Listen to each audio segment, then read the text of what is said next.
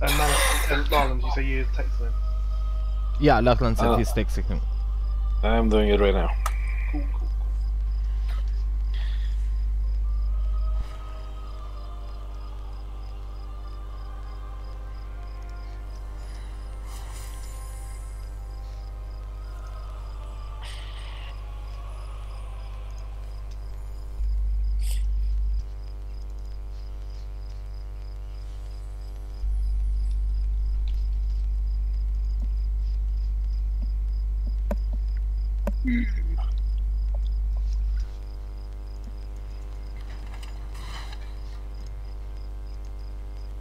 Mas, mano, Tardinho, tu ai board game simulator?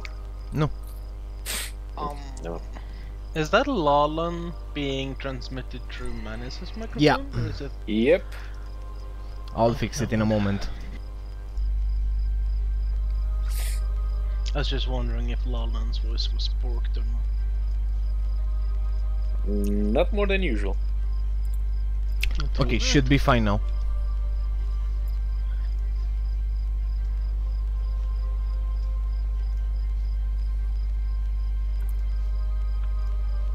Tony? Facciamo l'elicottero?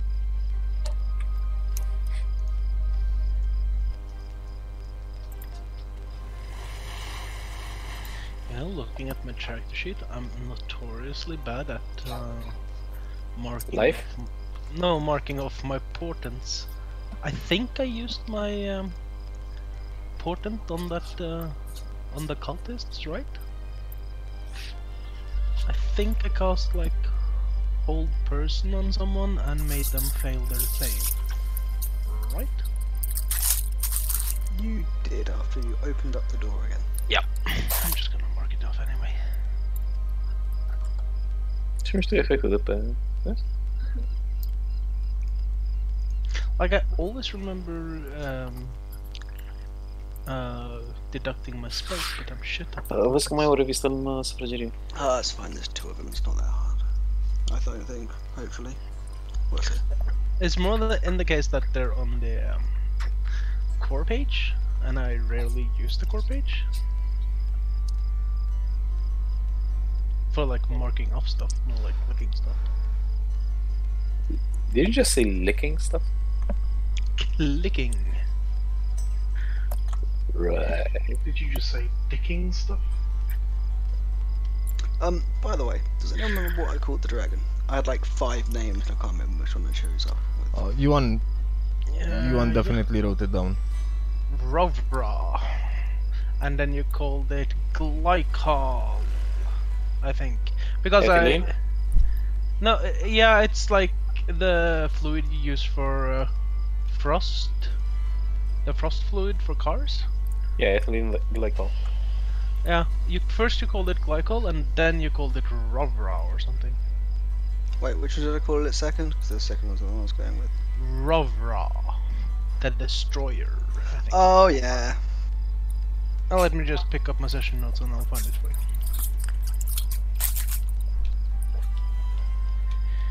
That sounds a bit retarded.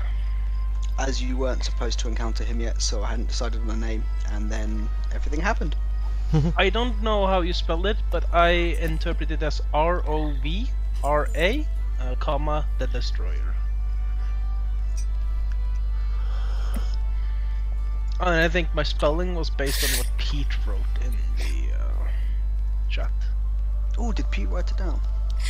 Yeah. Wait. I took Pete's spelling in my journal, let's see. Or at least it's the same spelling. Yeah, that's close enough. Okay.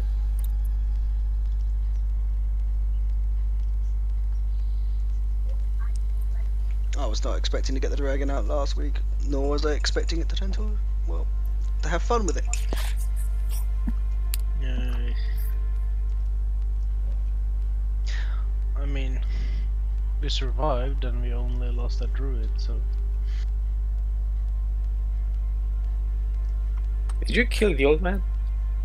No. Wait, you didn't roll a new character this game? Funny. I think he doesn't know about the old man.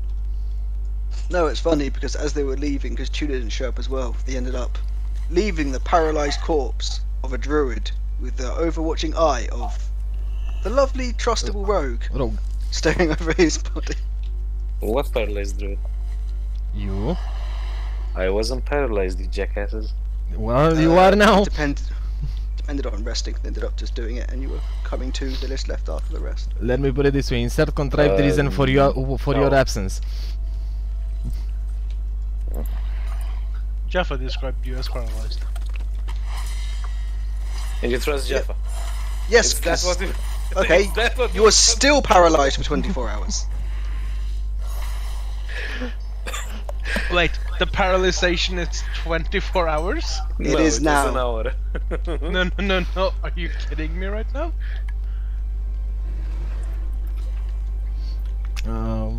Lachlan still has to figure out that whatever the DM says goes.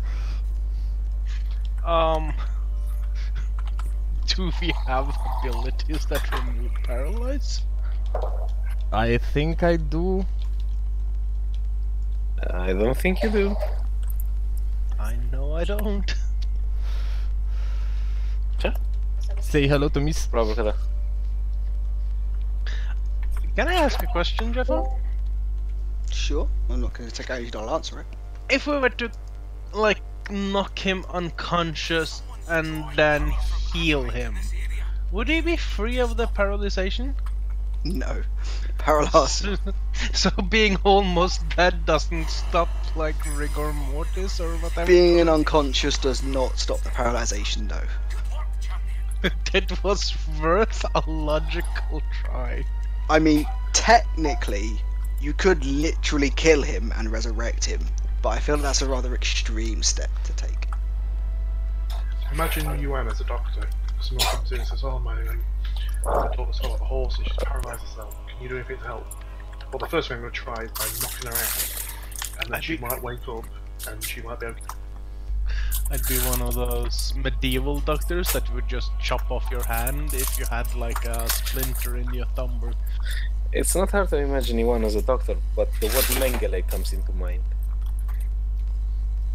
Well, you'd go left. I was thinking more of those plague doctors that have those silly masks with incense in it.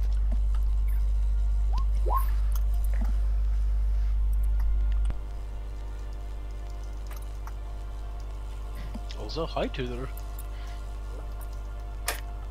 Yeah, there was around. Couldn't hear him. Is he really low for anyone else? Yeah, me too. I did not hear him at all, so that should Can you hear me now? barely. Slightly? Barely.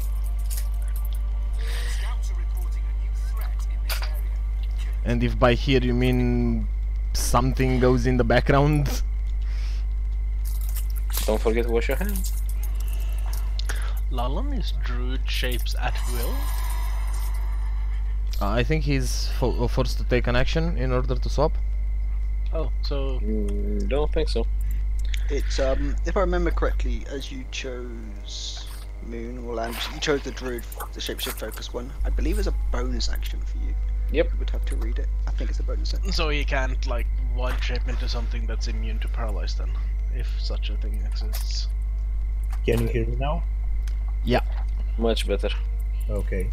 No, he cannot. I could technically, but it's still... it would actually require me to, you know, take an action.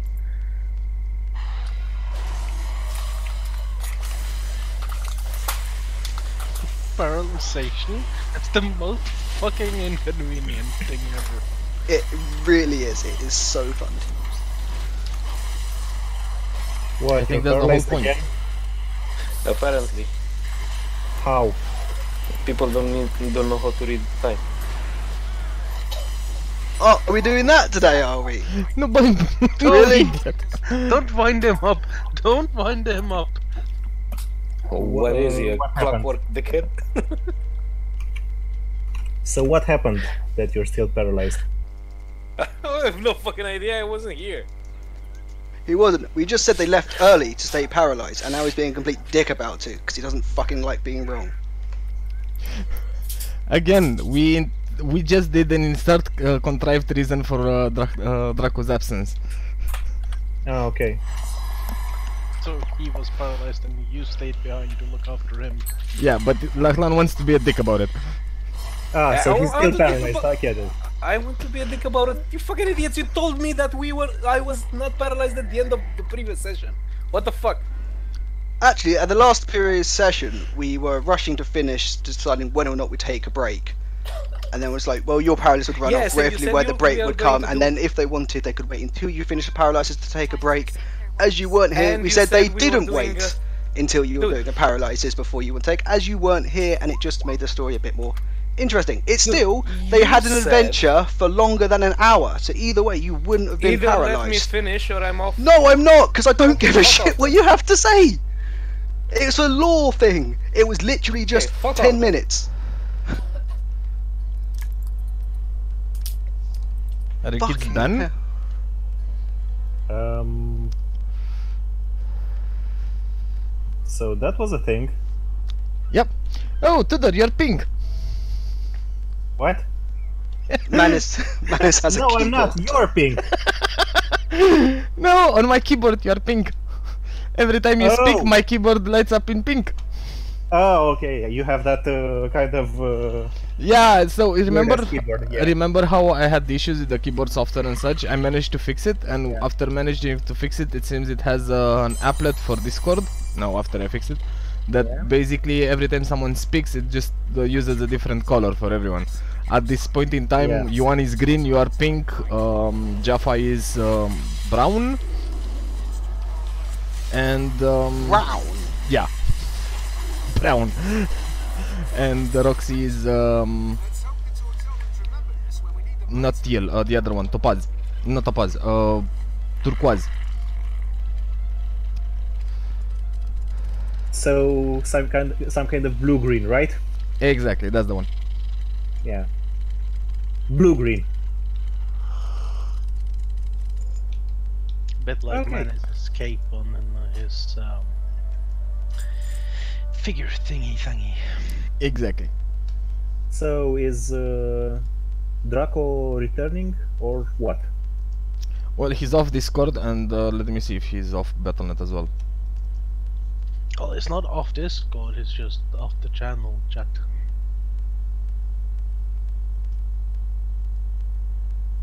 Oh yeah, he logged off BNet as well. How the hell did you manage to piss him off that much? Wait, I he's not didn't- off Battle.net? No, I did. How? Oh, the. Okay, no, never mind. I was trying to say I think it's blatantly obvious how I pissed him off. Like it But happened he's 30 seconds ago. Yeah. Anyhow, so. How do one does invites for this thing? Oh, invite people.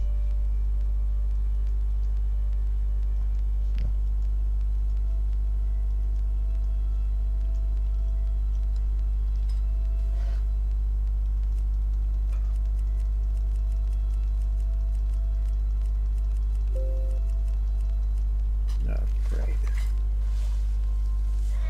someone had an error. No, I didn't. I tested if the microphone and headphones are still shorted, and they fucking are. What headphones are you using? Sorry about that. Sorry? What headphones are you using? Let me check. Oh. Serious. Ah, is that the SteelSeries ones? Sorry? Is that I the don't think SteelSeries so. one?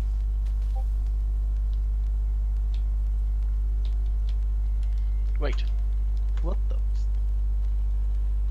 Yeah, Mist asked me for an invite on this Discord as well, so I gave her. Okay. It's not like we're trading secrets over here or something. Oh, it is. These are black market secrets. Right, to save waiting any more time, you two know Lylan better. Is he going to come back, or is he just going to stop her for the night? Must not be allowed to threaten our people any longer. Is anything Let worth me starting, or let is me it write. worth waiting? No, it's worth waiting. Give me a moment. Let me talk. Write to him. Okay then.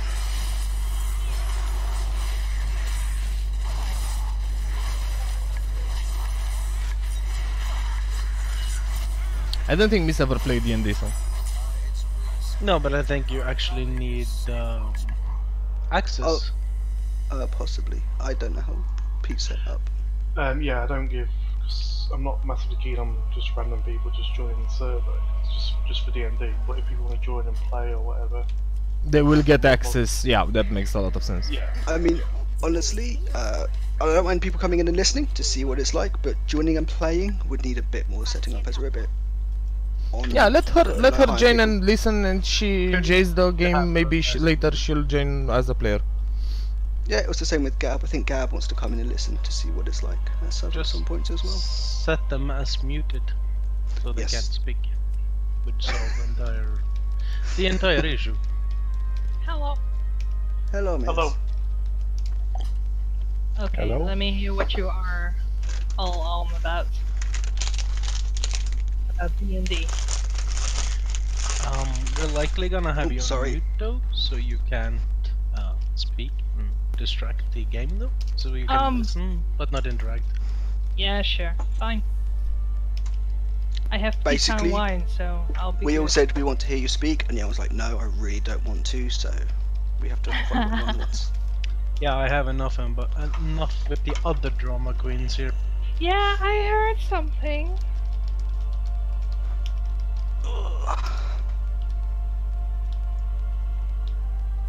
Jeffa, what have you done? Me? Mm-hmm. I ain't done shit. Alright. Tides welcome you. I might be a little bit frustrated of people arguing all of a sudden time over absolutely nothing. Yeah, that was noticeable. Then again, there are something called overreactions on all sides there. Doesn't matter. What's done is done. Yeah, he's not joining back, and I don't think he's joining back ever again. You're a long way. Oi. Oh, Oh well. Right. Your wits about you out there. He can just stay there then. So Tudor's the only one that wasn't here last week, right? In that case, can I go for voice activation? You guys okay with that? Sorry, what? sure. I was Yeah. asking if I can go on voice activation since Black won't be here to extra send, you know, feedback. Okay. Not a big issue with me. Also, Tudor, Jeff asked you if you were the only one that wasn't here last time. No, Lachlan wasn't here last time either, but yeah. Lachlan isn't here now. I meant to go over things about the story on Discord now. Yes, please Yes, do. Purpose. I wasn't. Yes, it was just. Not much happened though, keep that in mind. Yeah, not. You apparently made a Draco Lich. Yeah, like not much happened, but what did happen, well, it's not good. So after leaving the road to watch over Larlan, as they left out adventuring, they came across a hut with some of the unsavory dragon occultists in, and after a bit of talking, a bit of back and forth, the group had decided they had enough and decided to try and slaughter the cultists in cold blood, completely unprovoked. No, It was the thing I called... strongly resent that comment. First of all, they admitted to having no problems with their big bad dragon. They may have eating been civilians. There might have been slightly evil occultists. Slightly. Oh yes, I'd love to see those good cultists everyone talks about. To be Yeah, honest, Christians. I Sorry. I think I you just can spat find- my coffee out, I swear to God! I mean, if you ever come to the building we're in, I think they kind of exploded into tiny little pieces at the end. So, halfway through this battle, the occultists decided to give up the fight and start kneeling down and praying. After a few rounds of prayer, the group decided to dispatch them rather effortlessly. Answer him was And with the dragon on the ceiling chanting. The souls were raised up through the ceiling, and that was where the dragon then vacated the roof of the building, and that was where we decided to take a break last week. Cackling maniacally. They were running to a 20 by 20 room, and I thought they were summoning something, so I ended up killing stuff. And Manus then goes after, didn't you know they were... No, I didn't. Oh shit, I need tissues. Give me a second.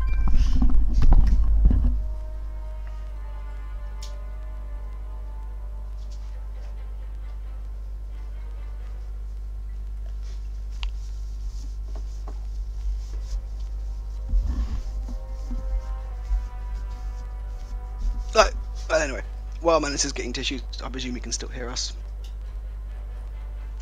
So you three, as you left it, you're in the room with the glowing sigils, now subsiding as the dragon has left, coming to a slight dim around the edge of the room, and the corpses looking rather drained and greyed skin, now that whatever essence they seem to have been absorbed through the ceiling of the building you are in. Could you go say that again, Jeff? I wasn't at the PC. Oh, sorry, I thought you were here. The runes that will glow, that lit up when they finished chanting before, just before the souls were vacated, have now dimmed to just a dim pulse and a glow on the side of the room, around the room. The corpses on the floor are now looking grey and lifeless, and you're just left with the lit candles with the sigils in the middle of the room. Last week you did manage to look around and find a few things on Lichdom and becoming a Dracolich, in a few of the sigils and non-draconic books that were around, but unfortunately most of the draconic books you weren't able to read. Were the study in draconic or in common? Wait, so say that again? Were the study on Lichdom and whatever. What you found with the sigils and what you found was in common. Pete's not gone through the books or anything else, but from what was left, some of it was in common, and well, I think I told you last week with there was a few rituals about becoming a Lichdom and the process required and how to contain a dragon soul were in common, and some more extensive books, but the vast majority of it is in draconic. No, I was just wondering. Wait, is there a book that tells us how to contain a dragon lich? Not a book, lots of books, but some of them are about infusing dragons with souls. Some of them are about transferring souls of dragons, so about storing souls of dragons in Yeah, I took those. jars. So I have those, and I figured that with the calmer moment, we should probably go through them. But Yeah. Is there anything else you'd like to do in any of these rooms before you leave? Should we do an investigation check, see if there's anything else of interest or note, or should we just, no, we did that. Like me and Roxy did that before we were the casters. Keep in mind, I think I'm still with Dracos. Yes. Yeah. That's why I was going to hurry up these three so they can come back to that room, and then we can have everybody playing a bit. Or we could just, go forward to the next house that we can see, like the one next to the well or whatever the hell that is, a bit up to the north. I'm Sorry. covered in blood. I'm not interested in trekking right now. I'm sorry, what would you be interested in doing then? Except Pete, a did you want to do shower. anything before you go back? As I think No. Pete's the No, only I'm one that can speak Draconic. Okay. So you make your way back to where you last left the druid on the road.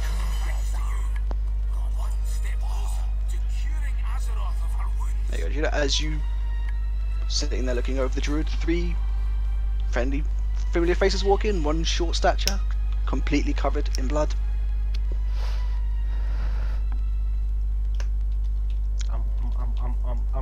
Big. God damn it!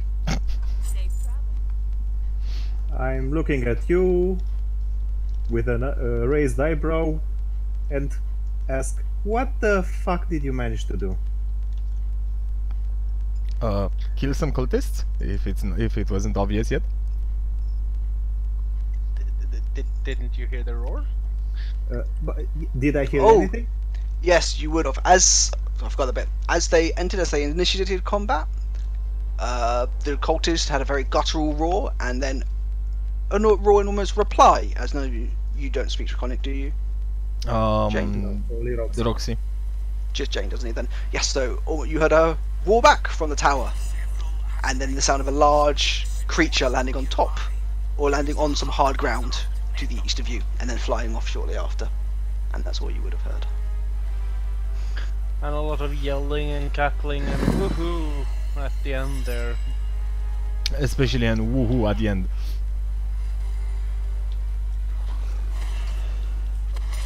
So, let me reiterate. What the hell did you manage to do? We made a dragon dead. No, we made dragon cultist dead. No, we made a dragon lich. Still dead. Yeah. I Well- think you forgot an before that. Yeah, exactly. But we deadified it. Even if it's undead. Well, you don't know if it was dead or alive when it went to the top of the building, but Anyway, Jane face palms. it may have already been dead. This is why I regret not taking prestidigitate. God damn it! Yeah, that spell. So what's next? Yes, good question. How do we fix that up? Well, I say we go and kill the dragon lich. What do we know about Draco Liches? They're big, they're mean, and they're, you know, killable. I mean in practical terms. Oh, Because absolutely we nothing. said about that. You rolled religion checks already, didn't you? Yeah, we I did. rolled that too. You said you were going to tell me something as I rolled that high. Oh no, I told you anything about the rune. Jane, you can do a religion check if you want, as everyone else did. If you want to know more about Draco Liches, if you are trained in it. Wasn't trained in it, no. Just I'm do a roll. rolled not I got myself into that trap as well. Do a roll. If it's 20, you're trained in it. Okay. How are you?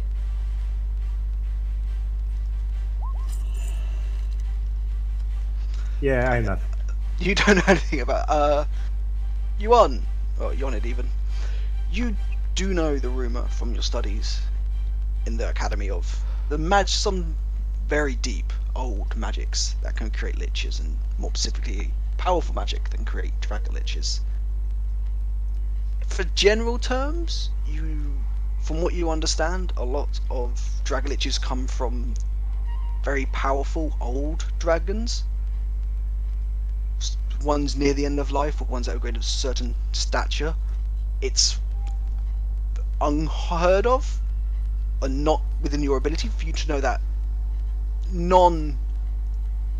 anything younger than a very old ancient dragon would probably not have the magical power to become a dragon lich.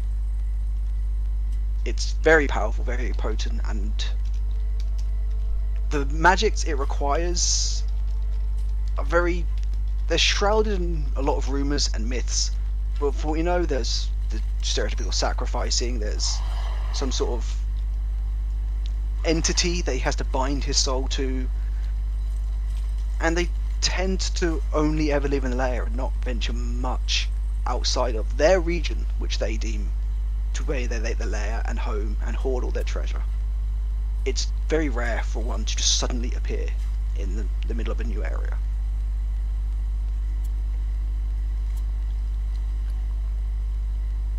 But supposedly, can someone else turn a dragon into a Draco Lich? Let me clarify that. So dragon liches don't just appear; they're summoned or created in a spot. Or No, okay, I phrased that badly. No, dragon liches, when a dragon becomes a dragon lich, it's normally they have come to a certain point in their life where they feel they can't get any stronger, and they will use magic to beat death. They feel like they're going to die, they're going to die of old age, they will just want power now.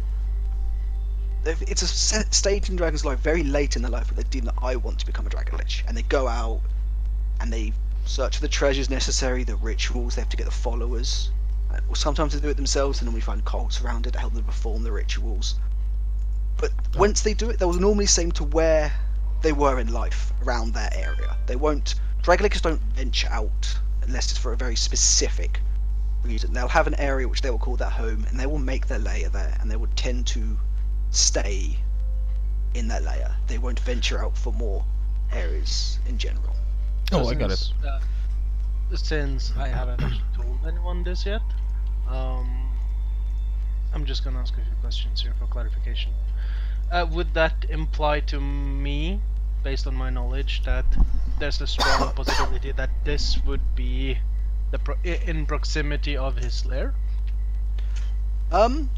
You actually don't know, as nothing about this dragonlet seems to make sense. It's smaller than what your research and studies would make you think. I believe it's sprung out of nowhere again. So either it's layer here, but the druid earlier and whatever would have told you that it's just appeared recently. So either it's been hiding, or it's for some reason it's deserted its lair and come here. Everything about the dragonlet seems very out of place and not along the stereotypical anything that your research or normal means that a dragon becomes a dragonlet has indicated to you. So all the factors involved in this doesn't make it into an improbability, but more like an impossibility that all of this happens at once? Borderline impossible. Like, the powers that make Dragolich are very powerful. Like, through research, not in a single piece of research that you have read through rumours, not myths, not anything has ever indicated such a small Dragolich. For example, you know there's stages in a dragon's life. For example, anything older than an adult can't become a Dragolich. Normally. Anything older, okay. Younger, sorry. So it has to be an adult or an ancient dragon. So if this individual is a younger dragon, it must have had some form of external assistance. Not even external assistance, like literally the powers. It's like something happens in a dragon's life as they grow up and get older. The power which makes them into a Dragolich. Anything, if you performed a ritual and anything younger than an adult dragon, they would just die. Like they wouldn't become a Dragolich. They would just die. They don't have the magic within them. They don't have the means. They are not old enough. They're not experienced enough. But it's we literally do know impossible this. from. We do know this is a pup, right? Like a tiny one. No, none of you have seen it. The okay. druid has told you it's a young dragon. If that is to be believed, through everything that you know, it's absolutely impossible for a young dragon to become a Dragolich.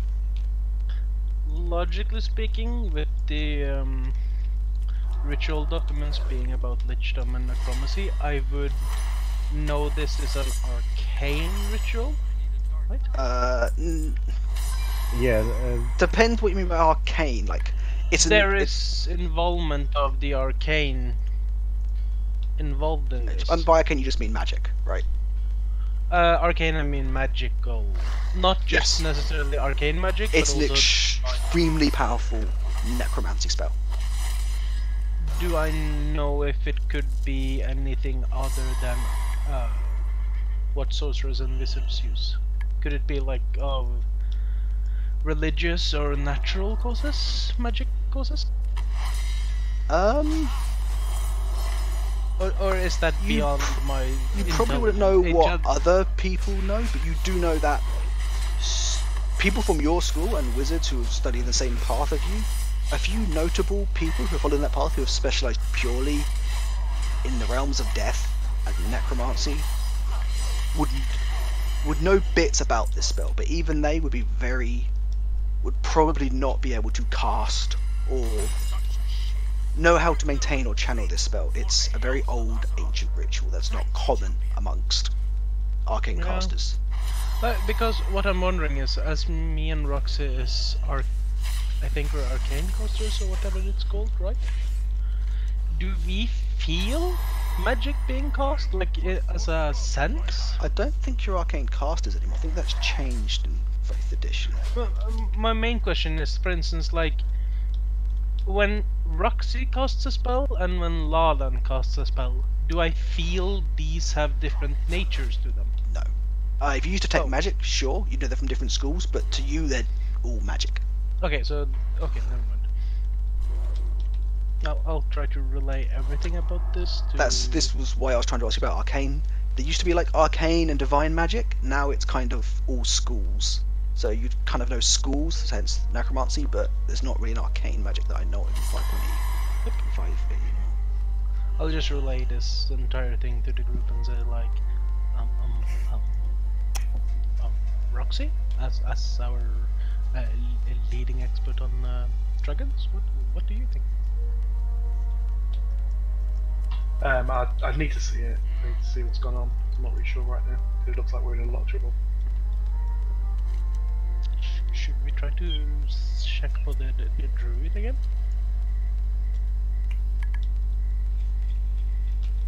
Yeah, I think so. See what he knows about this place.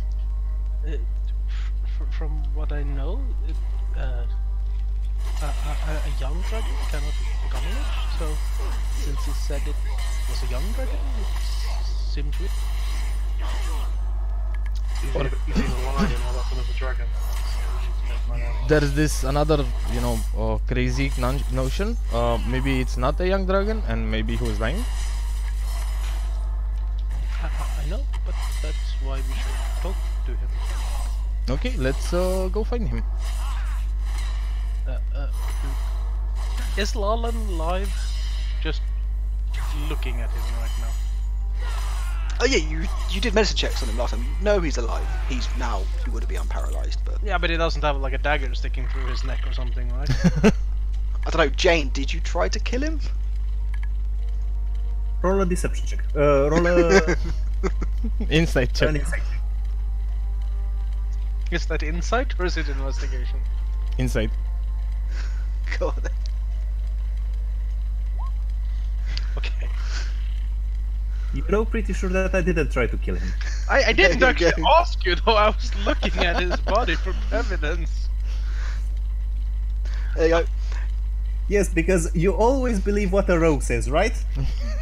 I never asked. This is the fucking cookie thing again.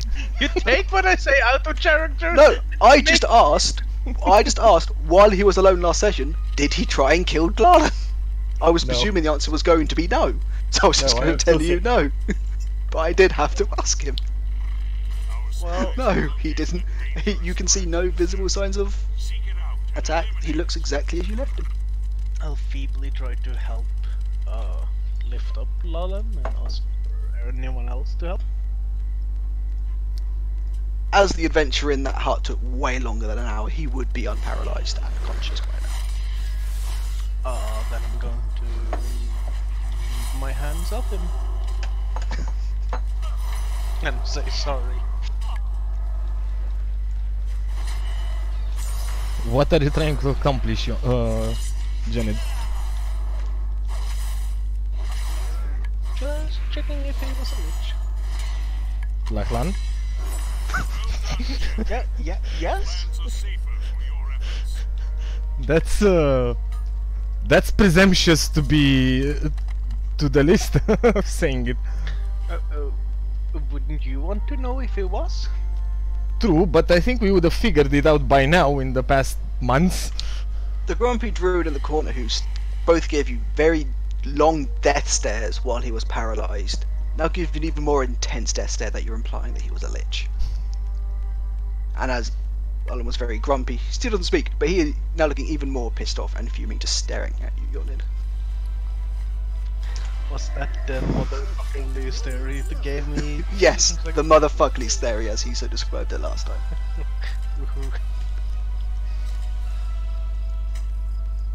Well, To be fair, that stare would definitely be better sent towards the DM, but let's go with that.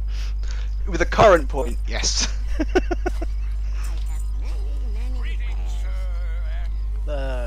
do we rest here first or do we go to the druid is a dick building? Let's go to the druid is a dick building. Why is that note still there on the map? You guys left it there. I just thought it was some sort of reference point. I'll have to Let's go towards the remember great the building. Oh, But keep in Actually, mind, we that's- also have a couple more buildings to clear before we can go to the tower. Miz, do you have a spare screen? A spare what? Screen. Yeah, I dual screen always. Would you like to see the game you're playing on? Yeah, sure. There you go. Just join. You won't be able to make a character or anything, but you'll be able to see the map and everything.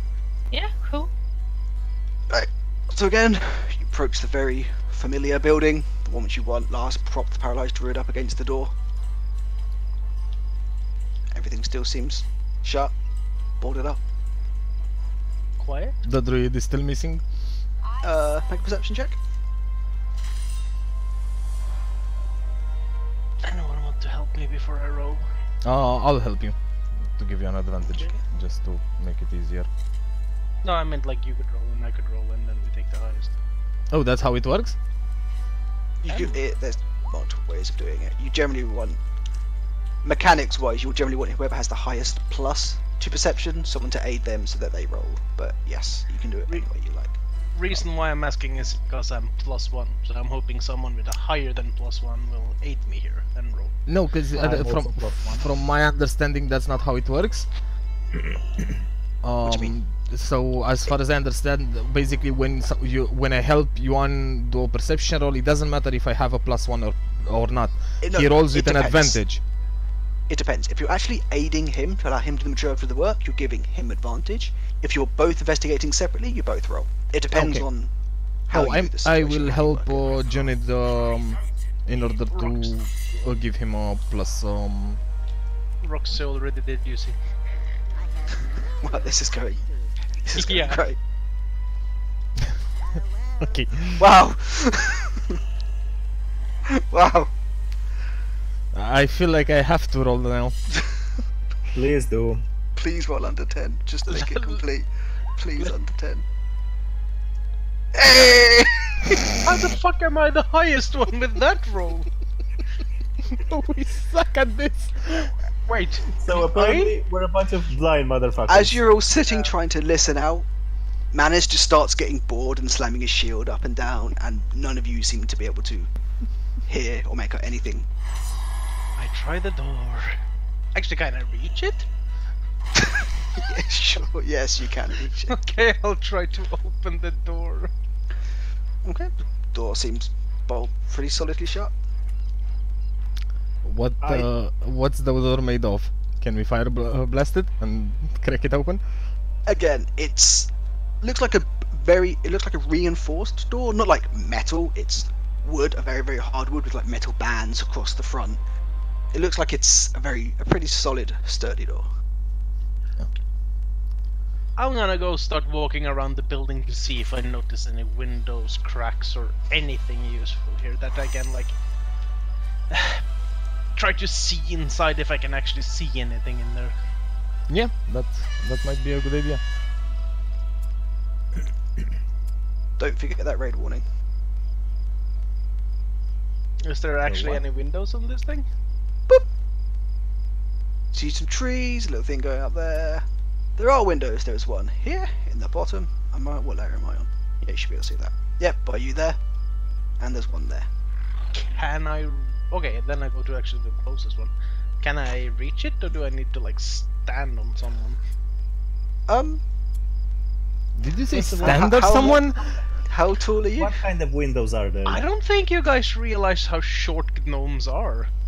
They're like 3 or 4 feet, I think. They're like less than a meter tall. Oh, okay. How tall are you? I'm You did roll. 3 feet and 2 inches, which I think is like 90 something centimeters tall. Yeah, you can. About the windowsills, just a bit above your head, you can jump and have a look through. Again, there's pretty strong, solid reinforced shutters. I'm gonna start trying to jump up and get peeks. Okay. I'm looking at Manis and tell him, please help him out. Okay. Should I do what, an acrobatics roll or what? No, you simply lift him. Yeah, but how do I express that in He is- gameplay? He is light enough that you would not need to roll a check to lift him up. It's a Okay. pretty trivial feat for you to lift up the dome. I shall lift up the gnome in order for him to see up to this, and at the same time I shall look through the same glass with him while holding him like a baby. It's not glass, it's shutters. Shutters, yeah. Shut. You cannot see through. Oh, okay. As he's lifting me up, I'll sing the Lion King theme. Ah, Visenya. The entire song. Just run.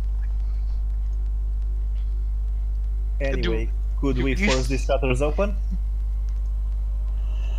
You could try. They look pretty strong, like you'd check over assembly, but it doesn't look impossible.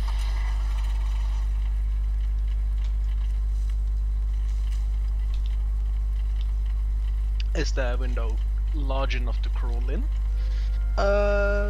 Yeah. It'd take a bit of effort for a human size to fit through. No problem for a gnome, though. Okay. Well, I know what to vote. We're not tossing the gnome through the window. Opening the window and helping the gnome climb. We're not tossing the gnome, but we are helping the gnome climb through the window. I am not an improvised thrown object. Are you sure? I think some goblins would disagree with that. Anywho, we could try to force the windows open, We could do that or too. better, I'm not strong enough to help with that. no, but Manis probably is, and we could Yeah. we could help him. Jeffa, does that work? Can we pry the open stills open? If you want, yeah. If you want to go and try it, make a strength check versus it. Give me a second. Could we help him? Yeah, you can have advantage. So I'm rolling with Yes. advantages. Yes. It's just sit there trying to pry the door open with the glorious rogue shoving daggers in each corner, helping you try to proc it open.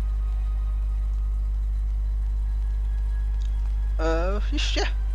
Sure, after a few minutes of pushing back and forward and Jane kind of trying to dig out the hinges in the lock, you just manage to pry it open, and just as it's coming up, the lock just snaps and both the shutters just fly open. And inside you see in same room before, but completely empty. So no druid in there. No dude in there. Everything looks exactly as you left it before. I'll do my best to get up into the window frame and jump into the building. Okay. Make an athletics check. I'm looking at Manis and say, please help him. Can I like cast Mage Hand and like have it straighten me up as I fall down? Do you I know. weigh under £5? No, it's £10. Oh, so do you weigh under £10? It doesn't help me. Sure, you can have advantage going through. I have shit athletics. It's climbing through a window. I can't imagine anything better. You They climb through the window, and If as you do, fall, and just as you come face to face with the floor, the glorious mage hand just cushions your floor and coaxes you down to the floor. Are you okay, Janet? It worked. Good. I'll point out, if I didn't use the Mage Hand, that might not have been fun for me. You wouldn't have taken damage. It's only 3 feet. Also, Jane, It's comical. there's no way I can help him through the window on the other side of the window unless I hold him by his by the back of his head like a puppy. I'll So what's the problem with that? I don't think the gnome would approve of that. The Mage Hand floats up to the window, and it's weirdly shaped like a clenched fist with the middle finger sticking out. Ah, so in other words, the interdimensional symbol for thank you, guys. Exactly. It's gnomish for you have been most helpful.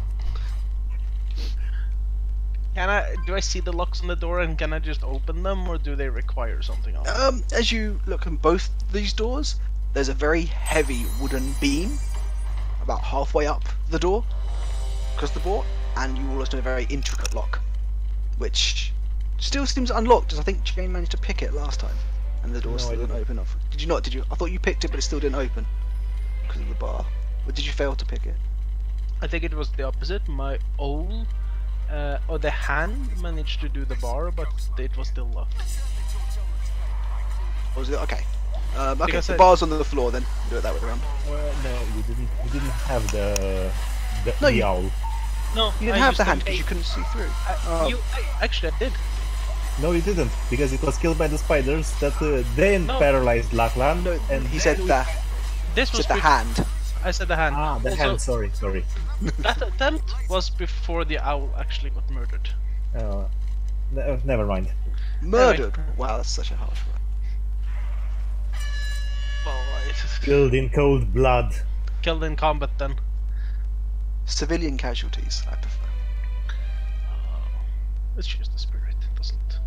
It'll come back. I'll investigate the lock and see if I can like do something about it. Is it Sure. Is it just like a simple click thing, or is it intricate? Roll an investigation check. Nope. You don't think you've seen a lock like this before? It would be cheating if I went to the other door, right? No, you can go to the other door then. Is Can I this more? Okay, sorry. No. Please do your thing. Okay, can I try to pick any of these locks? You can try and you won't be able to the front one. You can do the top one if you wanted. Okay. First of all, I'm investigating it. Sure. It just looks like a normal lock to you. Nothing too other way. Just a fairly reliable heavy-duty lock. Don't sense any hidden mechanisms or anything around or surrounding it. Scouts are reporting a new threat in this area. Okay. Before it becomes a bigger problem. In that case, I'll try to pick it. What the Okay. hell? What's the Thieves' worst tools? that can happen? Yep. Do dexterity, the thief tools. I think you should ask for the ability check, right? Yeah. No, it's actually thieves' tools. Yeah, but it should ask for an ability modifier on it, shouldn't it? When you try and roll it. Yes, it has dexterity already set. Yeah, roll it with dexterity for this one. It wouldn't always be dexterity, depending on what you're doing Okay. with them. Picking a lock will 99% of the time be dexterity. Oh, that is effortlessly. Annoyingly, no one is around to see you do this. But literally, it's very end. Just thieves' tool comes in, lift up, quick flick, and the door just swings open. Oh, no bar. Little bar. And you see Johnny staring at the other side of the door. Hello, Johnny. Good How's- job. We could have done that from the beginning and not screw around with throwing the gnome through the window, you know? I'm useless with locks. Ah, don't worry. As Roxy says, I'm just useless. So, what do we find inside the house, the hut? Again, it seems exactly as where you left it when you last speak. Yeah, go to a nothing seems to have description of the changed. hut because I wasn't at the session when they went in. Oh, it looks just kind of like a small rundown hut. Full of a thing. There's the cooking pot in the middle with a small fire with a cooking pot above it. Empty, fire's stone cold. The bottom left, a small kind of bedroll where someone looks like they sleep. Doesn't They sleep? he sleep. A person will sleep. Sorry, just looks like a bedroll for one person. It just looks like a room where someone set up a small camp. There's a few barrels around, which I'm not sure what they contain. You have to go rummage through them, but not much. Kind of just like someone has a small shack dwelling. Since we didn't do this last time, I'm gonna start investigating this room to see if there's anything giving us clues of this druid not being a druid or something sinister being afoot. Okay, roll investigation check. I'm helping him as well. Okay, so we've got what would Manus and Pete like to do while you two are rummaging around? I will You can roll with. I will try to assist Jane. with his investigation rolls in order to provide him. No, Jane already assisted Yuan. Oh, okay. Yeah. Jane's assisting you on it. Jane, do you want to do separates? No. You roll with advantage. We have the same bonus. Pete, is there anything you'd like to be doing? I'm just keeping watching the front door. Okay. You rummage around for it. You see a small few nooks and crackies. Crackies? Crackers. Cracks. Thanks. Cracks around the edge where just rodents can move freely in and out of this building, but you rummage through, go through the food and that. It appears to be a couple of dried up, soggy rations. Nothing edible. While you're going through this stuff, the sparseness of items and supplies you seem to find here, you don't get the feeling like it actually is a hideout, even though on the first impressions with the barred doors and the cooking pot, that it looks very homely, but there seems to be nothing of sustenance in the room. So no food or perishables. No food, no perishables, no change of clothes, no books, no supplies. You know, while your Nothing. druid friend, you're not sure where his powers come from, he does seem to meditate on a few of his symbols every morning while he's trying to learn spells for the day. You don't see any sort of religious or items in the hut from the druid. You don't see any remnants of it, no herbs left over, no sprigs of ivy or anything around. It just looks like a sparse, empty hut. If I see a rat in this room, I'm gonna firebolt the fuck out of that. Okay. Do I see a rat in this room? You do not see a rat in the room. Alright. You do realize that when you mention like rodents and shit, you're gonna make Yep. me paranoid, right? Fuck I you. do now, yes. That's not nice. I have to ask, what's with the rodent fear unit? Glassstaff had a rat that followed us the entire dungeon in the back in the village. Don't you remember? I don't remember any rats. He had a rat following yes, it he does. He and did. talked to me at the end there when he was getting away. Most of the rooms you entered, I mentioned there was rats following around the room and staring and looking at you. And at the end, one of the rats just walked up to Yonid and gave him a message. I was not privy to that session, I'm sorry. I don't remember that happening. It was his familiar that was stalking you through the entire through the entire.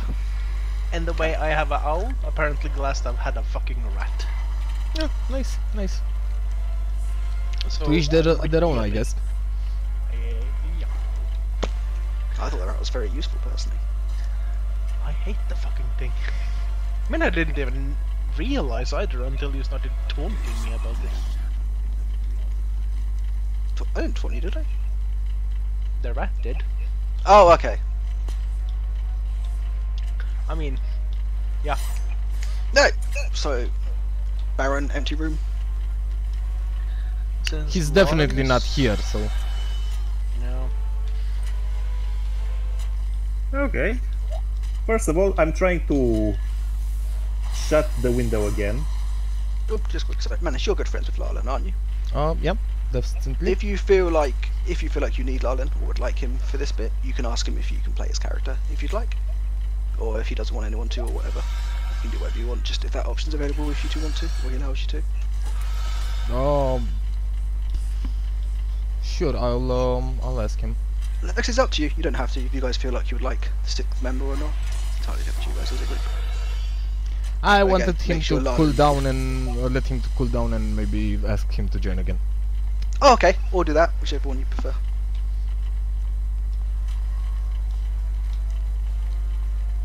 So looking around the room, you don't seem to find anything of value or anything at all, really. Surprisingly. Or not surprisingly. Yeah, not surprisingly.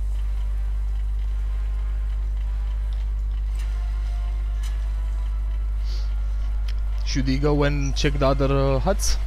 See if that we can find something of interest before we head up to the tower and face our inevitable demise?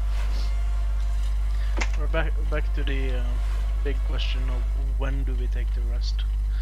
We have like, seems like 3-ish parts of the village left in the upper right I'll put It was late afternoon the last time, so it's probably like 6, 7 o'clock now. As you are venturing, as you went back to the hut, it's getting pretty late into the evening. Yeah, let's rest, because I also have something like 30 HP, no hit dice. Yeah, I need hit dice as well. It's like I'm starting to be tapped out actually. Okay, then let's take a rest here. Pete, what do you think? I'm in Roxy. I'm good. Good. So you're gonna long rest inside the druid's hut? Lock the You don't doors, know- everyone inside, I guess. Gonna do anything And about I think we also drag Lachlan with us, despite staring motherfuckerly at everyone, right? I think it was To actually be- walking. To be fair, motherfucking it was his turn. Just so you know. Yeah. Yes, It was. I reproduced it. So, you Dragon, you gonna do anything about the broken window or the pried open shutters? Are there any way we could like board it up or like? There's a few supplies. There's a few crates and that you could manage to probably break apart and re-barricade the window from the inside with it. Stupid out of character question. Wouldn't mend also solve the problem? Mend? Spell. Yeah. Yeah, it would actually. If anyone has it. I do not. Well, it would have been a good idea, but Can I try to tinker? Like, no, that's probably not the same thing. It's more mechanical, isn't it? You could tinker to possibly make it a little bit more secure, but yeah, you wouldn't be able to just repair the lock, unfortunately. Does cure wounds work? No, unfortunately, despite mimics being a thing, this shutter does not live and breathe. It is an actual object. As goes the famous D&D joke, I laughed, the cleric laughed, and then the chair laughed. Yeah, that's a good one. yeah, jokes on you guys, because in another group we have a mimic bard in our party. A mimic bard? Yeah, Fair play. he uses an accordion. Oh God! And is his name Sasha by any chance? No, his name is Fred. Oh, Fred the bard. Fred the mimic bard, I like it. that plays an accordion. And by the way, you should know this, Manis. Last time he managed to do something like 35 gold by singing in taverns Kawa po Kristalina. Oh god, I remember that session! Alright, while we're all chatting, you guys can take a long rest. Roll your portents if you want them. Roll Run any what? spells, get any hit dice, heal yourself back to full, do your long rest stuff. No, I'm at full from the beginning of the session, so I'm okay. Yep. Just everyone can reset the character sheet back to full. I'll do Lalan's and no one else can. I will say he did not change his spells, just in case.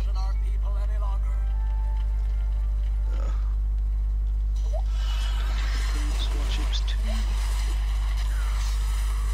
Spells 4, spells. Extra decent points.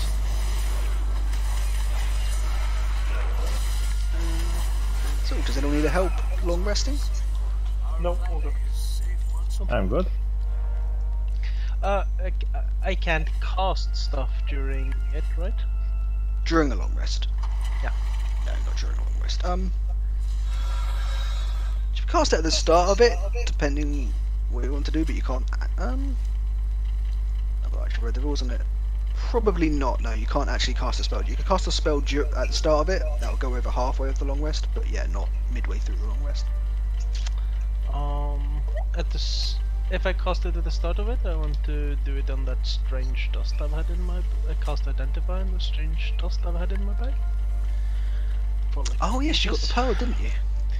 Well, Roxy you got the traded pearl? it to me. Okay. Yep. Speaking of which, when we get back to the village again, I'm thinking of splitting a diamond 5-way with the rest of you guys, and then taking the pearl. Before splitting that diamond, we sure we don't need a diamond for any kind of spells and such? We might have it. It might be more useful if it's intact.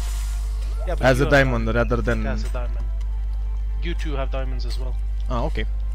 I mean, I'm taking my cut of last session since Pete traded A pearl to he you. had Yeah. for the diamond.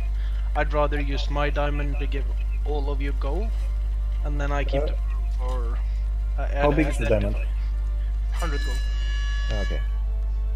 Yep. But I'm not telling you this in character though. Yes. Just I as know. everyone's sitting down for rest, you put your sigils on the floor, lay out, and the property's just come to you. It is a dust of disappearance. I've added it to your inventory. I had It has to enough for one use. Yeah, I deleted it and re-added it because it's got a description now. That was all. Okay. You should have a description if you read it now. As I didn't have a description before, and it was just easier for me to add a new one rather than fill out the description of the old one. Can I also at the end cast detect magic for when we're about to go out? What's the last time of rituals? 10 minutes? 10 minutes on rituals. What you got in the morning? Sorry. Yeah, after the rest. Yeah, sure. Did anybody else like to do anything? No, in fact. I'm okay. Morning comes, you'll raise your head of a lovely long rest. Undisturbed throughout the course of the night. Druid appears to not have returned. I welcome those who honor the Our druid or their No one druid? decide- There. Well, their druid. However, no one said they were standing guard, so surprised that none of you got attacked. And I also forgot to ask. Oh, remember the storm song. You wake up bright and early in the morning.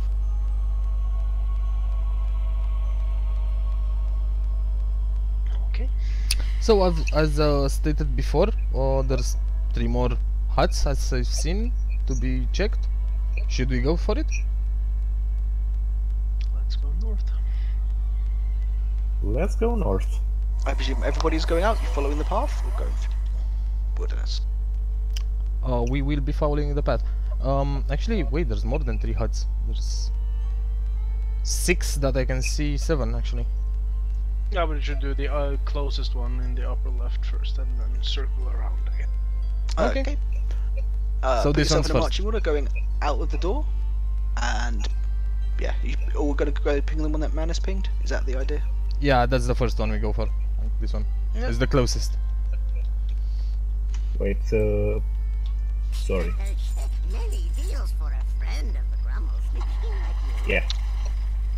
I'm guessing I didn't see anything magical in the building we were in. You did not, unfortunately, no. And Man's shield is glowing, so I know it's working. Oh, yes, because that is +1, isn't it? Yes, Yep. the only thing you would notice would be Manus's shield. Gotcha. He looks even more radiant than he does before. Oh, thank you.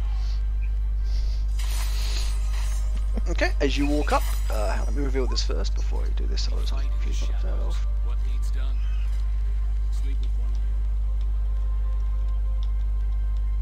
eye Oh, that is awful. Does not work. Can I help you? Be careful. That kind of worked. It's really hard because seeing fog of war on my screen is actually a pain, as it's all revealed to me anyway. I think that's right. There you go.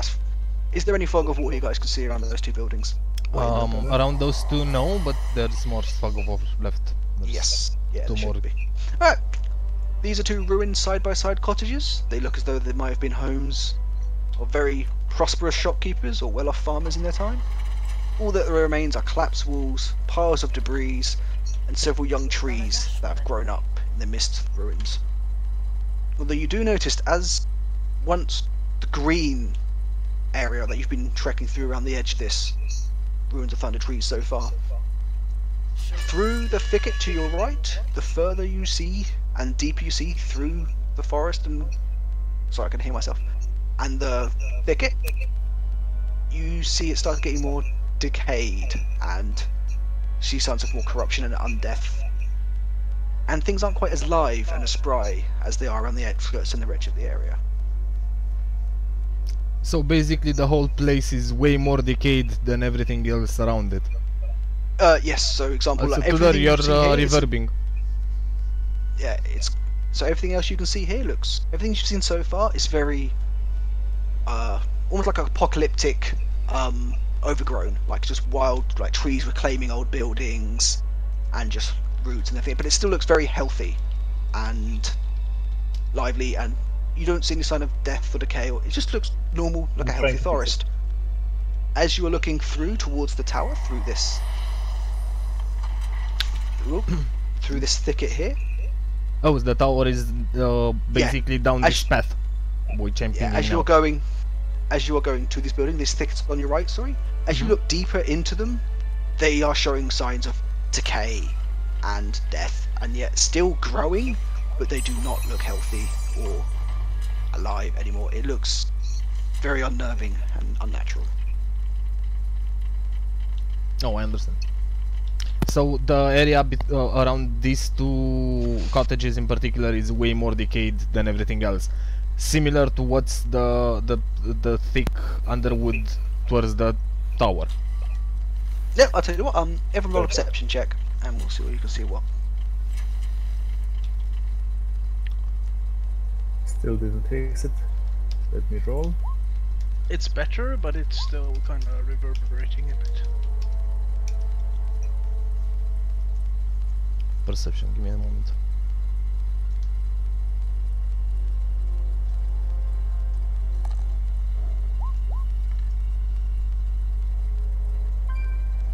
For practical reasons, is Lalan with us, or did he stay behind? As Manus said he was going to speak to him to see if he can come there and rejoin, I left no one playing him, so I just left him back at the building. Okay. As I kind of don't want anyone playing his character unless they have his permission.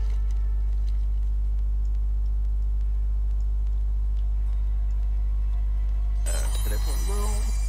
Got 19, 15, 5, and 17. Okay. So everybody but Jane, as you are looking through, and you're seeing various signs of corruption and undeath and murky waters in between the trees to the right, a sound picture corners to the left, and in the bushes you can see the very familiar actually no, Jane, yeah, you were here. You see the, oh god, that was not what I wanted to do. Hang on. That's bad. Not that player. There we go. You see the very familiar twigs, the small little plants you fought earlier, just speaking to themselves in language, kind of staring at each other, looking for unwilling passers-by.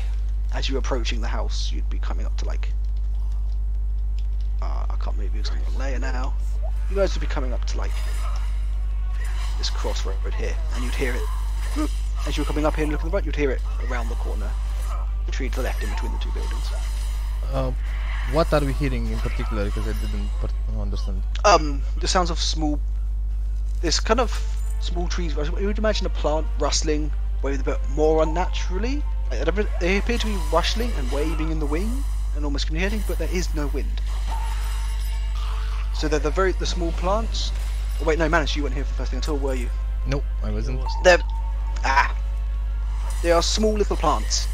They don't look. They were very easily dispatched by your party members earlier, but they were just kind of small, animated plants. Mm-hmm.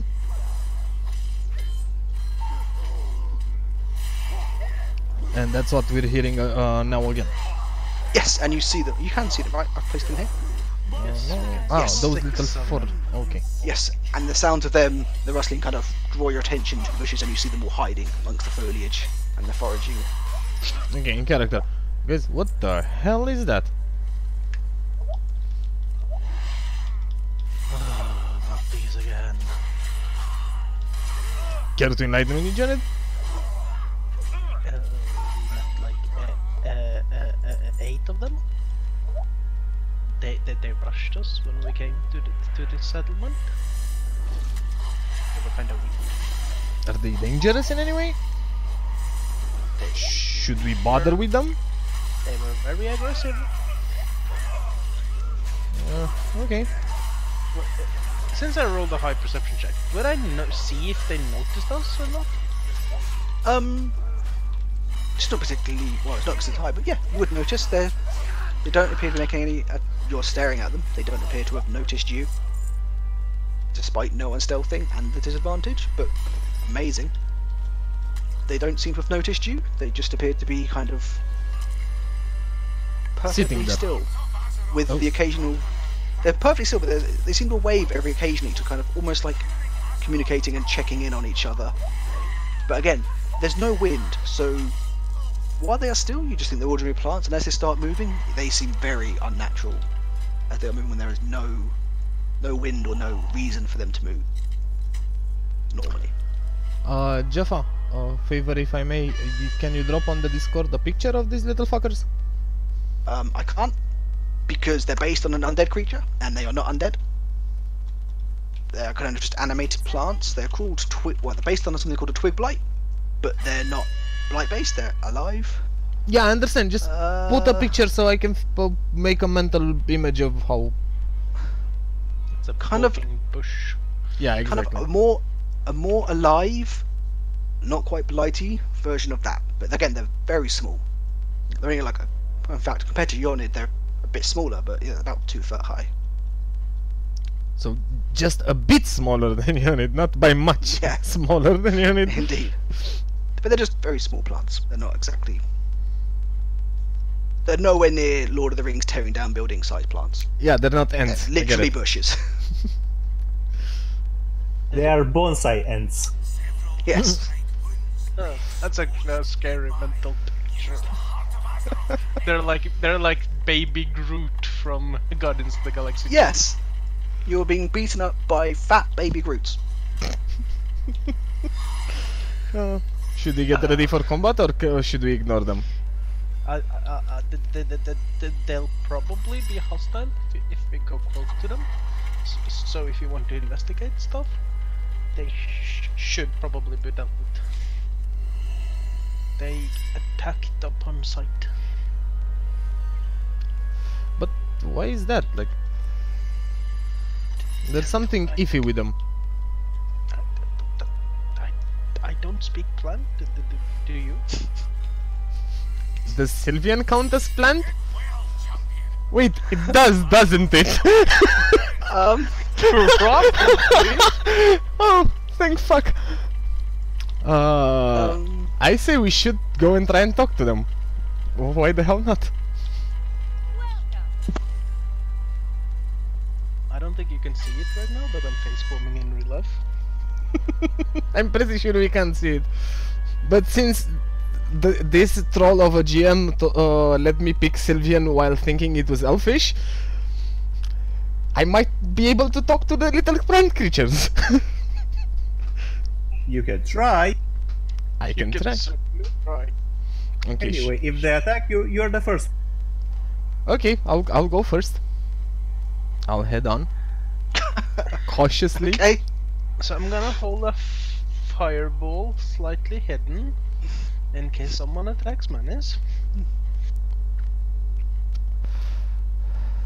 Would anybody else like to do something while they're watching Manish? Just walk over, announcing himself to these treanty things.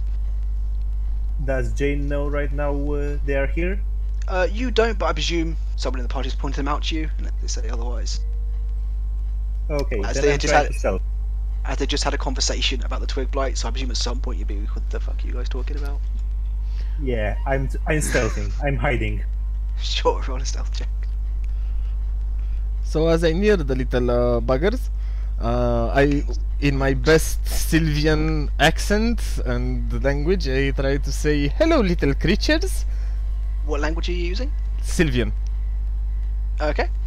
As you walk up to them, as you start announcing yourself, all 6 of them you see just shift and fixate upon you. And as you just start speaking to them, their head kind of cocks in a very confused manner. Like a puppy. They turn Yeah. their heads like puppies. Okay, that's a good sign.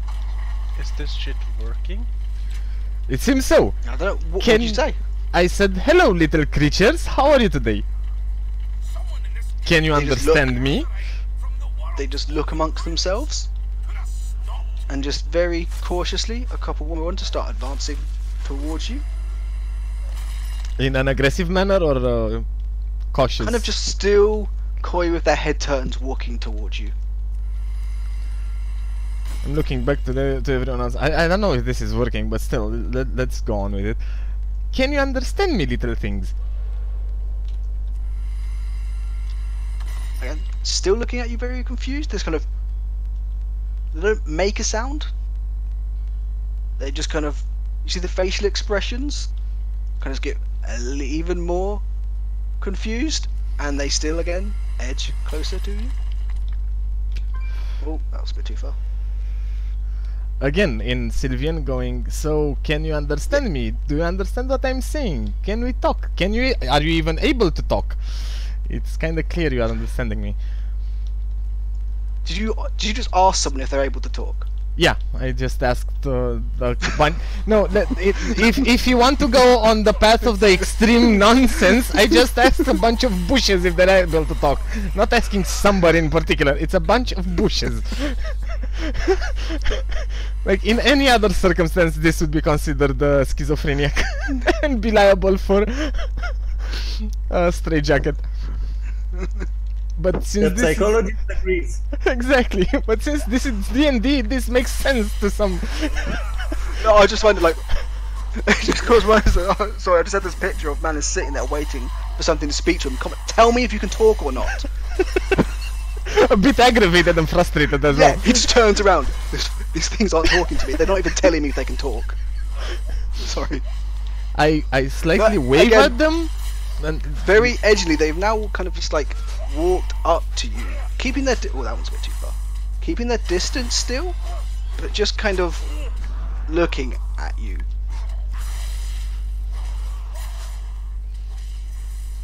They're not making aggressive moves yet. They kind of just paused a couple of 5-10 feet away from, maybe 10, 15 closer to. I wave at them again and say, "Hello, little creatures.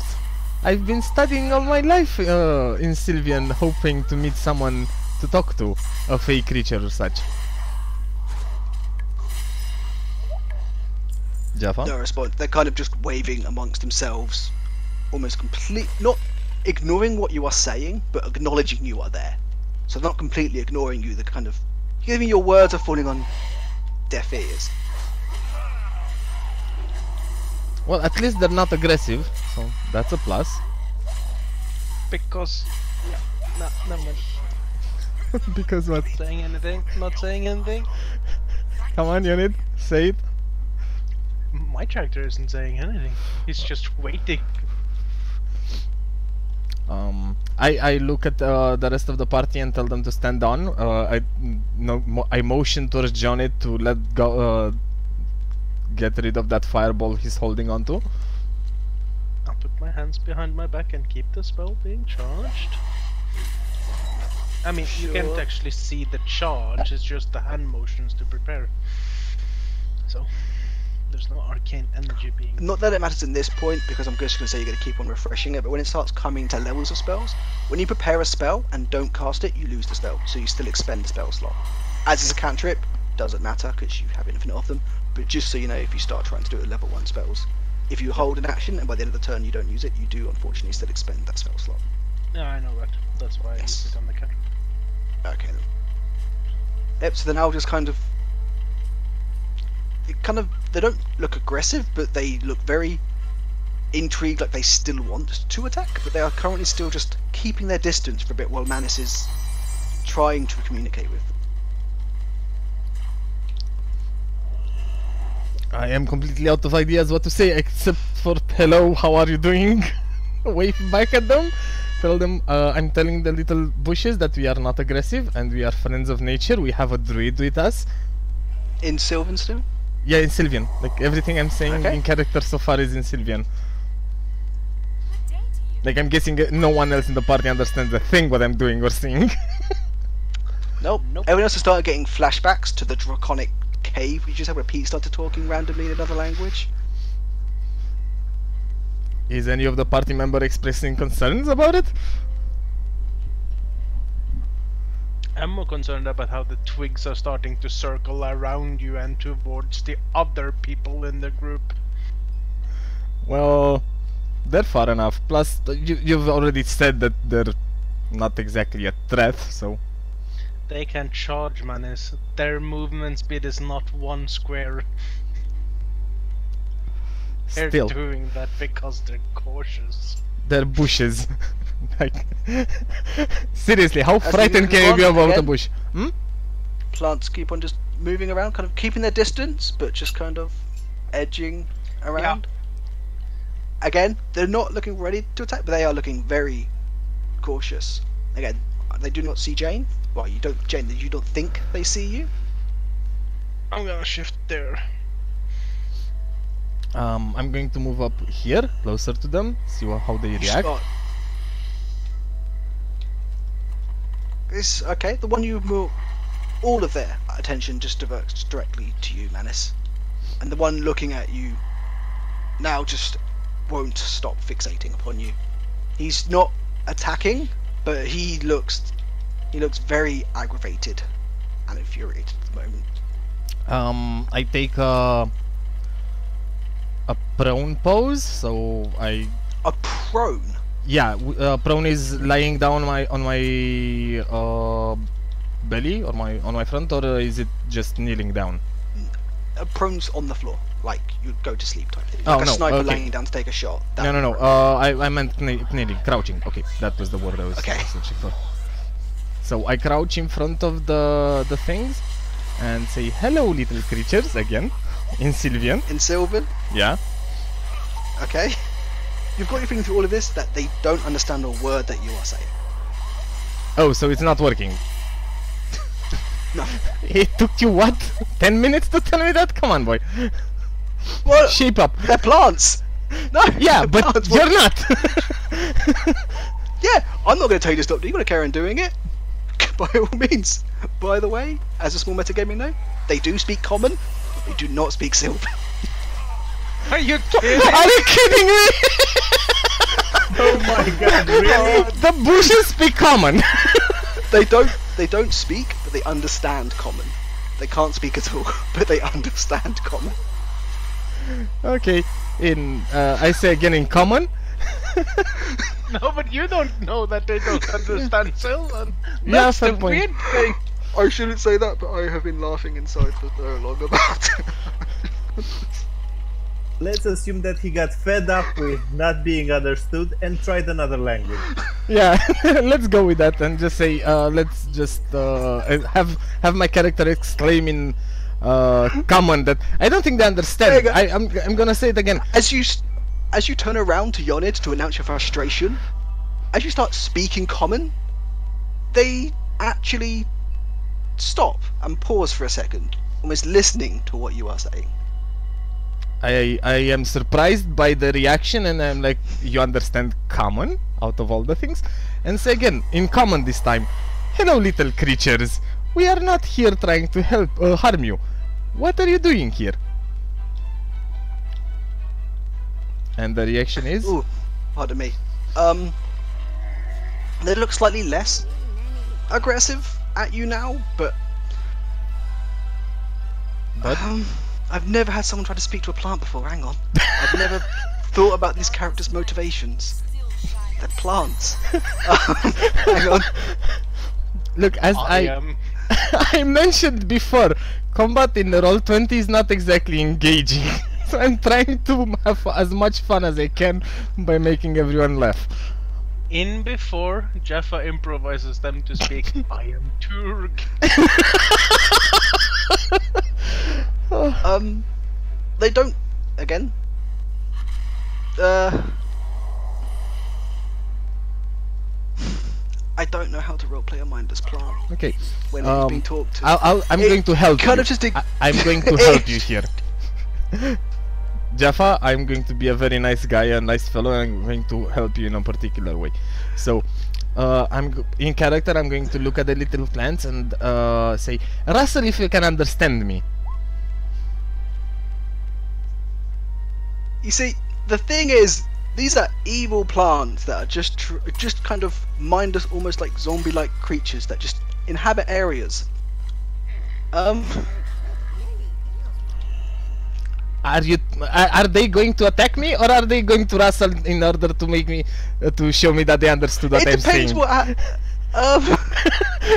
Okay, he This is nods. the Go on. Je- The plant will nod Jaffa- at you and just This bring is a his roots up to his conversation. mouth that kind of indicate towards they are just after food generally. Okay. I pull out a ration out of my bag. I pull out the bread in that. That's right. All four of you, you can choose a nature or a religion roll. Roll a nature or religion roll about the plants. Okay, I'll roll a religion because I have. I selected religion as a thing. I don't know why. How the?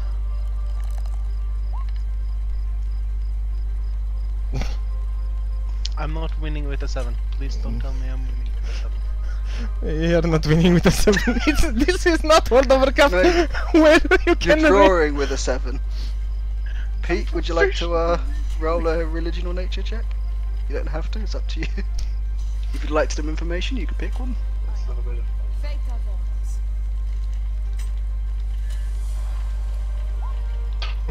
How the fuck? No. No. Okay.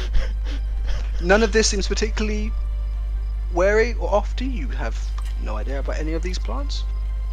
Got the menace, you raise your ration up to the plant. And breaking it out in crumbs and throw it in front of the plants. Also saying, have you seen the druid here? Please rustle if you did. The druid that was living in the hut next to us. Again, Jaffa, like out of character, we are having a conversation with you acting as the plants and me acting as my character. Play along or attack. It's your choice. But No, I'm going to I'm- follow this through, I'm sorry. I don't want to attack as it's not hostile, but I have no idea how to play fucking undead plants. Hang on. I need like 30 seconds to think about what they actually want here. Okay. No. Yes, sure. Right. Okay. They look down at the food, kind of, as you see the tentacle, roots, crawl out from underneath the guy at the front, kind of just grabbing a few pieces and sucking it back underneath the main body of the plant. He doesn't look that satisfied. He just kind of takes a few moments to kind of, I presume, taste it as much as plants could taste with roots, kind of break it up with a few roots, and does not seem satisfied, just kind of stares back at you with the same intense fixation that you had before. The food, you presume, does not appear to be what they would eat or require. Okay, They don't seem too interested in the biscuit that you broke up. So, out of character question. So this technically are based on undead things, but they're not. These ones are not undead. No, these are very live, Okay. normal, almost like, again, they would be in the Feywild if you animated plants type thing. Okay. In that case, again, I go towards my backpack and pull out the water bottle and start sprinkling water in front and like wetting the plants out of from a lack of a better expression. Okay, they don't seem bothered by the water. They do not seem to desire it at the moment, nor do they seem particularly repulsed by it. They kind of just seems they're standing there with the floor getting wet around them. Problem is I don't exactly know what plants eat except for, you know, In this water. session, money starts botany. Exactly, in this session Manu starts botany. As you're talking to the one in the front, the two around each of the edges seem to get rather fidgety and close in to try and get a better look of what. Oh, I've left one out. That's close enough. Of what is going on in the center, around by the first plant you're interacting with. Can I roll a perception check to see if they are holding an action or preparing to do something? Roll insight to see their intent.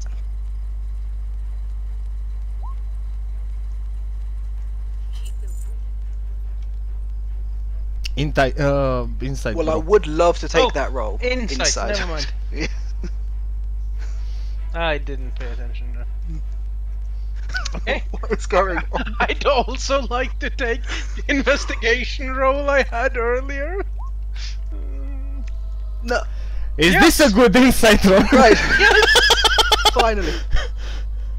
Again, we'll only try and get one person instead of everyone spamming the roll, but we'll use Manus as one. Everyone behind it, you have no idea what they're doing. You don't know if they're going to hostile. You're a little bit worried for Manus' safety as they are enclosing around him. But you have no idea if they are hostile. They look very curious in Manus. You do not know what for. You do not know if they see him as food, or you don't know if they're just interested in what he is providing. Manus, yes. you insight. These plants, while won't attack mindlessly and random, they are very territorial. They are not liking your presence here. They are holding off for attacking you for now, but they do not appear like you can reason or talk the way. They do not seem sentient beings, more of just they are plants who can understand. They are now curious as to what you are doing. They're very wary as you approach them blatantly out in the open and start talking to them. But they are not, you don't feel very friendly or safe around them. Okay, that makes sense. I gesture, I stealthily gesture to the rest of the group to push back, to pull back, to... Stealthily? Yeah, Roll as in... stealth check with disadvantage as you're wearing plate. It's not, I'm not going into stealth, I'm just making the motion in the back of my character towards the rest of the group to fall back, to... Yes, but stealthily isn't you don't want the plants to see. Yeah, right? exactly. Yeah, so But I think, wouldn't that be a deception check better than... Deception's more talking. Okay. This is stealth as in like, so you can't... Is there sleight of hand in this still? Or sleight of hand been rolled into? Yeah, there's a sleight of hand as well, as a roll. Okay, you can do stealth or sleight of hand. You are getting disadvantage on both. You can pick one. I'll do the sleight of hand. Sure. Let's go with that. Yep. Oh, there you go then. I'm on fire tonight when it comes to rolls. Very sneakily and slyly you get see Manus' gestures behind his back. To the rest of the group to fall back a bit. Are you falling back a bit? Technically, I'm not sure if me and Roxy or Jane can see it, can we? Just for this we'll say yes, as you'll be keeping an eye on the plants and Manus. I presume you wouldn't just completely abandon your front man? Kind of like peeking through and around the trees. Sure, we'll say just for this you can. Okay, and as everyone starts falling back, I also take a 5-foot slowly back walk. I backtrack a bit. None of us actually fell back though. Yeah, do that. Like, okay. So you wave your hand and your party members don't seem to move. Do you still want to move back? yes, I still want to move back. Okay. While you move back, again saying towards the they little seem to follow you. creatures that Pace we are not trying to be aggressive or bother them. Okay. So I take it you just moved 5 foot back, right? Yeah. As you're moving slowly back, they seem to be keeping pace with you. Okay, I take another 5 foot back. Oh wait, okay, that worked. They still seem to be keeping pace with you. I'll say this is a bad idea. Actually, I agree. This is a bad idea. Without looking at Johnny, they say, "What are you afraid of?" You're about to find out. We'll see, but I don't think they'll attack yet. While being under the, while completely understanding that the bushes can talk in common. They're herding us towards the tower, Menace. It is not a good idea. We walked 10 feet back, Janet. The tower is hundreds of feet away. I'm not worried about reaching the tower while being herded by 6 little bushes. It's like 50 feet away if you judge by the map. It should be like in the middle of the black clusters, which should be like 50. Don't use the ruler. The ruler's broken.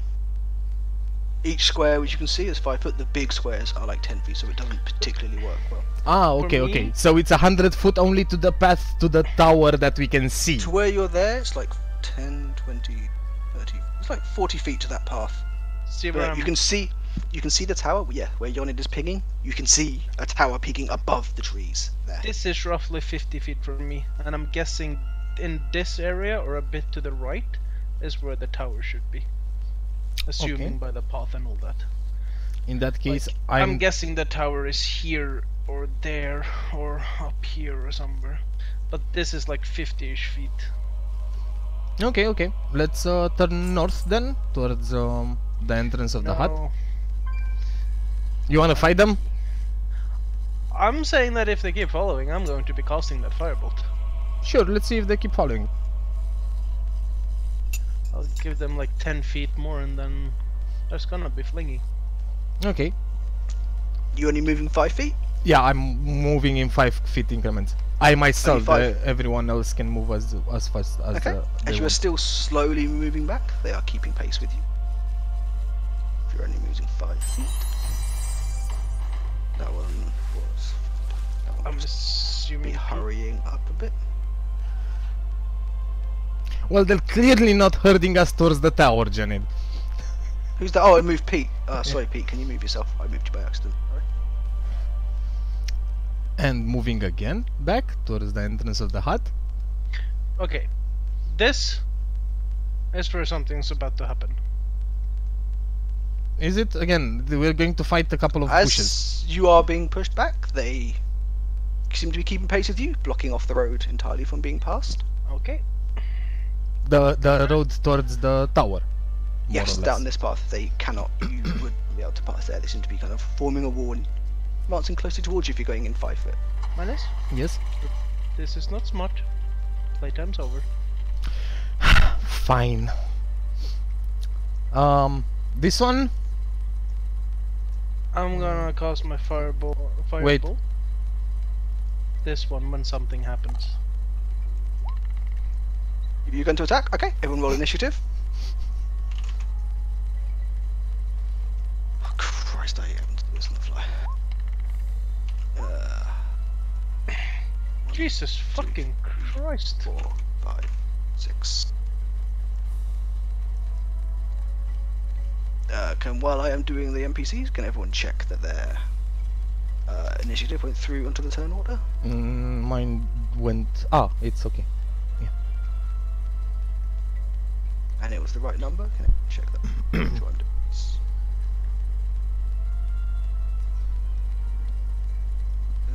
Right orders? Yes.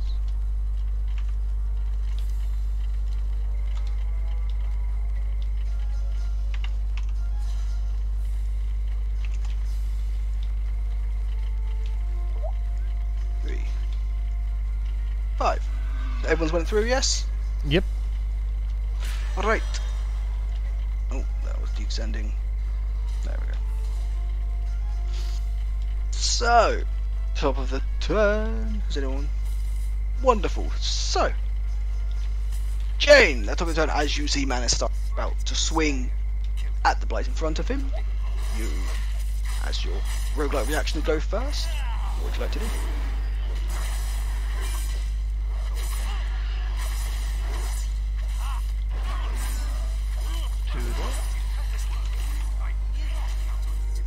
Can you hear me? Yes. Okay.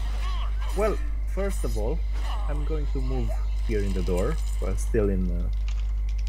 Well, here more precisely. Okay. And then, Manis would attack this one, right? Yeah, the one straight in front of me. Like this Okay. Then I'm shooting this one with my crossbow. one. Okay.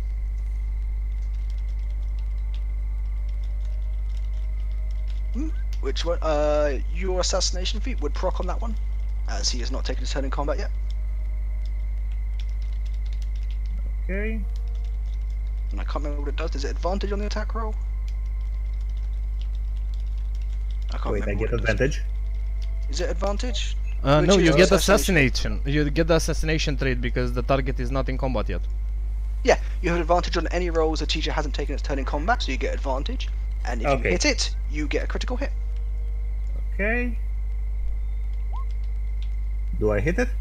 That definitely hits, so it is a crit, and you get sneak attack on it. So basically, I roll Oh, yeah. another d6. No matter, hand crossbow.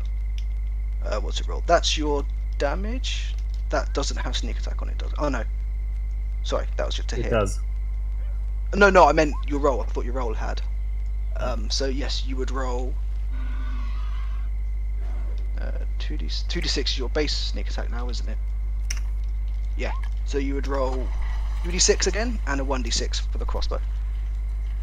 So that was the 1d6. Roll 2d6. Sorry, what?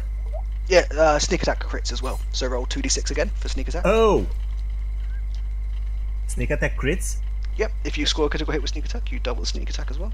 Oh shit. Okay. Yeah. So you did 23 points of damage to it.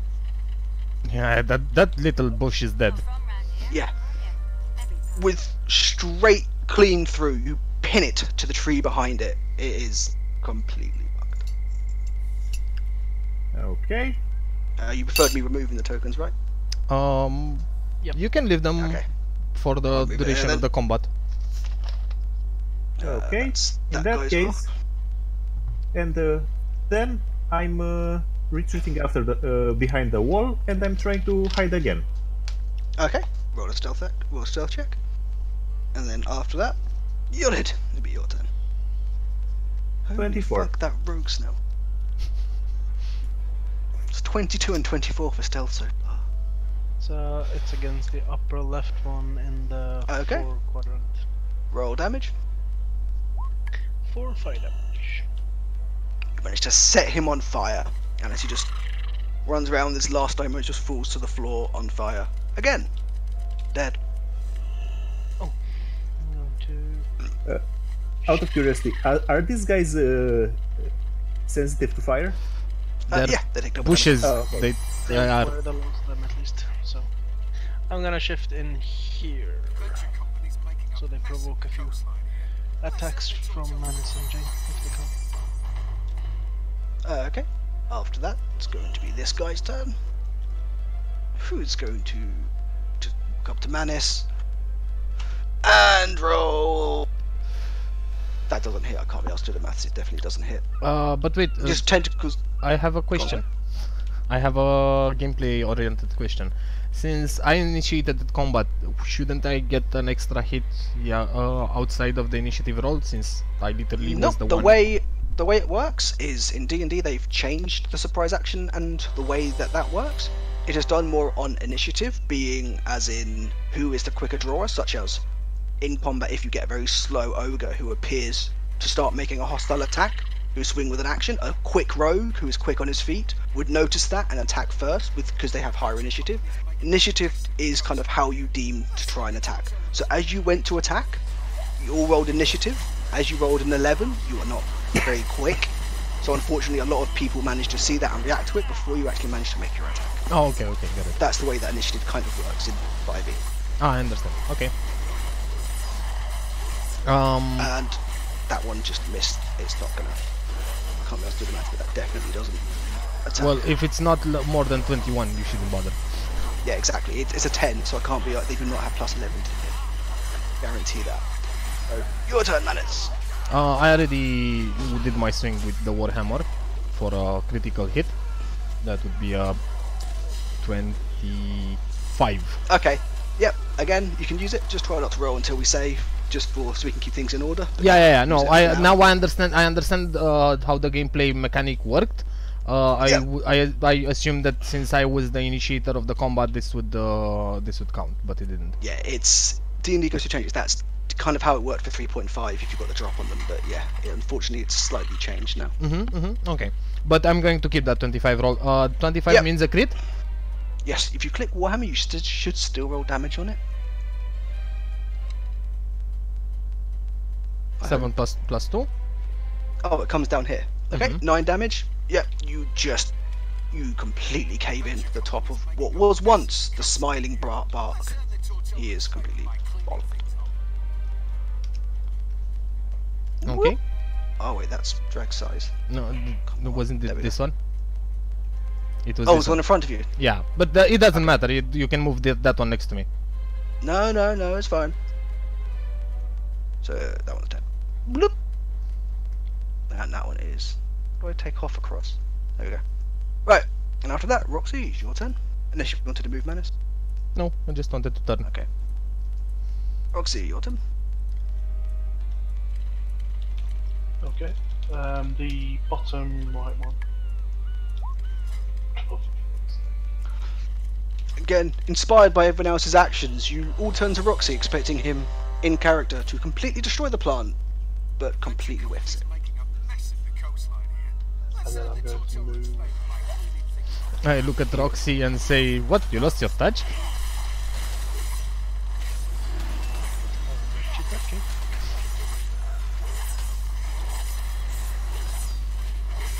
I'll have you not do anything else, Roxy, man? No, I've just moved and that's it. Okay. I'm going to move all of these guys at once. It's one of their turns before James to speed it up. He's going to go like there to hit Maris, and he's going to go there. Kind of making his way through the door, and he's going to be. First one's going to be a natural 1. The second one's going to be 14. Both miss. Again, shield holding strong, just completely blocking and avoiding all of their attacks. And Jane, it's your turn again. Okay. I'm going in the doorway again, and I'm trying to attack this one with my short swords. Okay.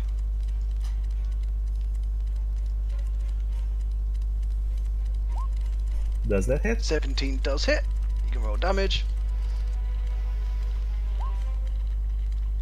15. 50 again, just completely cleaved in half. Plant does not stand a chance. Okay. Do any movement? So, once again, I'm retreating behind the wall and trying to hide. Okay. And then Unit, you are done. Fireballing the top right, firebolting the top right one. If I can see it, if not, I'll move down one, shoot. Yep. Yep. God, why is that higher than the other side? Sorry, yeah, carry on. Definitely does. Assuming I That hit. does hit. Oh, it was. There we go. Sorry, I've got chair. I'm high. 5 damage. Incinerated again. Another twig does not stand before the might of. What is your party name? You can decide after, unless you've got any ideas now. None yet. Them. Oh, what the hell was that? That was. They killed No, Linus. no, there, There no, we go. wrong. Yeah. That's It's near enough. It's near enough anymore. You're now blocking the route. I can't be asked to keep changing it. It's fine. And after, is you sure you want to do anything else? Do you? Go ahead. I'll say, why am I hitting things suddenly? And your turn again. Menace. Sorry. Oh. I just realised it's now been 2 hours and we've so far killed 6 plants. I was going to try and get a little bit of stuff done before the hour's up. Sorry if I appear to be rushing this bit a bit. Okay, I'm hitting it with a 20. And Definitely definitely hits, and I do 8 damage to it. Smashed in, cleaved in, it is done. Okay, after I implant my warhammer into the bush, then that clearly becomes devoid of all life. I turn to Janet and I'm like, I seriously expect an explanation of why were you afraid of 6 little bushes. Because last time there were 8 of them, they rushed us and we were struggling. I know that I was caught for some time in a temporal rift within space and dimensions, but I cannot believe you are so incompetent without me. Can you cast firebolts from 100 yards away? No, but I do not get bitten by 6 bushes. I do. I'm Get bitten by tiny. 6 bushes. How hard would it say it would be to hit and damage you if someone came up and hit you? I'd say pretty hard. If someone came up and hit me, I'd be flying 100 yards that direction. And you'd only hear like, ah! Still. I'm flying away. What a performance check. Who? Me? Not a convincing performance. It was a very poor attempt of death. It was actually more of the entire Acme thing where you're like, ah! But you just lower the volume to further away you go. Actually. I'll quickly look around the room and see if I see something magical, and then I'll start investigating. Okay, again, it's just the ruined farmhouses. The furniture seems once very intricately and well designed, but now again, deserted town. It seems very worn down. Trees and kind of plants breaking their way through it, but seemed once it was going to be of significant value. Now it just kind of seems to be intricately designed driftwood. Okay. In character, I say, this place looks way run down than everything else around. I expected some kind of undeath corruption here, but I see nothing. Let's keep investigating, I guess.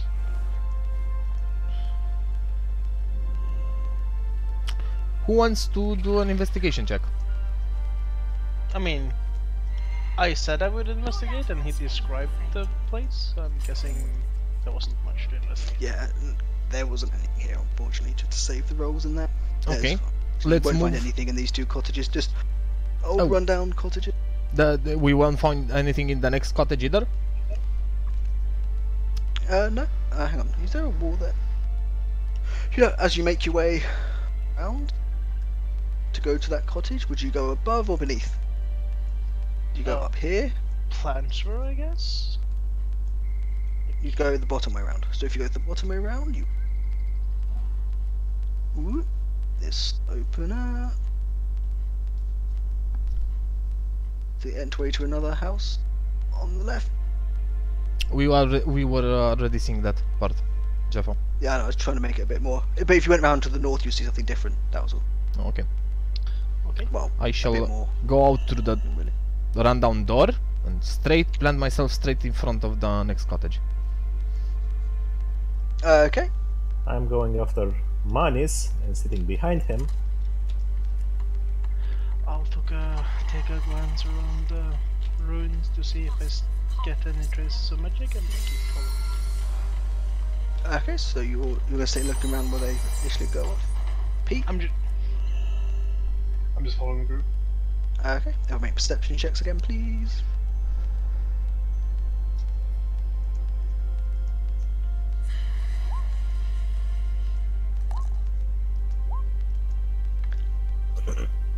$15.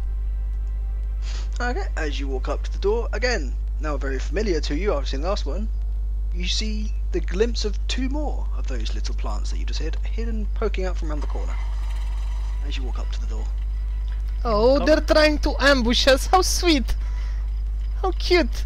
And yet, how wrong! Are they in cover? Yeah, they are covered. They're currently, yes, they're around the side of the wall, hiding. And Do considering they- they're 2 feet tall, they're in full cover. Do they know we're here? Yeah, probably. Never mind. You get the sense they probably do. You've made quite a bit of noise. I thought I saw you glance in my direction.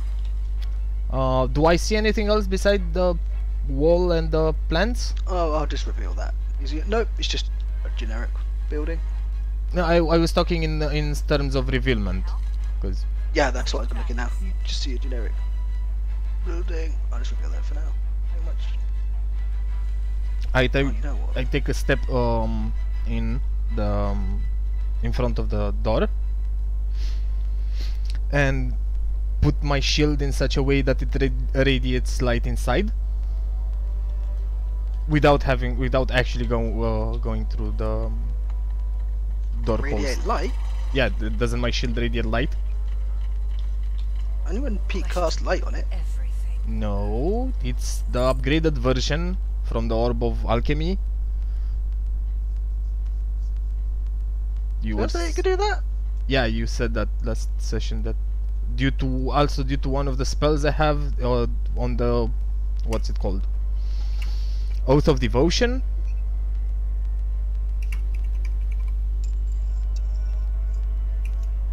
Jaffa? I was just looking. It's shined because Yon needs to detect magic, so he can see it, and Pete's cast light on it a few times. It's only now that you can see the shine there. Ah, okay. Sorry. I had the impression that my shield shines due to level 3 and some sort of magical enchantment of it. I might be wrong. If you can look and see, sure, but not. Oh no, it's if you channel divinity. It was just there. If you use one of your channel divinity charges to turn into a magical weapon, you can. Oh, okay. So only if I But use. Oh, okay, got it. Yeah. Yeah, but it's your weapon, not your shield. I suppose you could make it either. Doesn't matter. Oh, understand. But yeah, okay.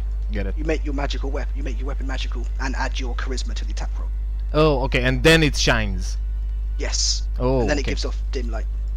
Oh, got it. Sorry, I was confused about it. Still, I'm baiting the little creatures to attack me, and because that was the point. Yep. You goad them standing in the store of the room. I'll tell you what, we'll make it quick. You were going to fight them, aren't you? Yeah, I Yes. tried talking to them. It's clearly pointless. Just roll initiatives quickly, and we'll kind of blitz out these little twigs as they don't pose much. Any kind of danger. Yeah, 4:15. I'm not going to use the turn tracker just because this will be easier and a bit quicker. So, I'll Roxy, you go first. I'm gonna go and stand there and then afterwards move back out to here. They will get to attack you if you do that with the attack skill check. Good point. Oh, wait, I'm just gonna go in more efficient.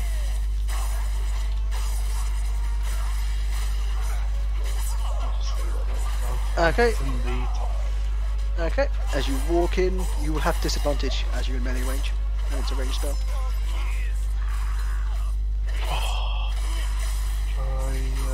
What's the disadvantage? Do I have to roll again? Yeah, you roll again and take the lower one of the two. You can still use the same damage.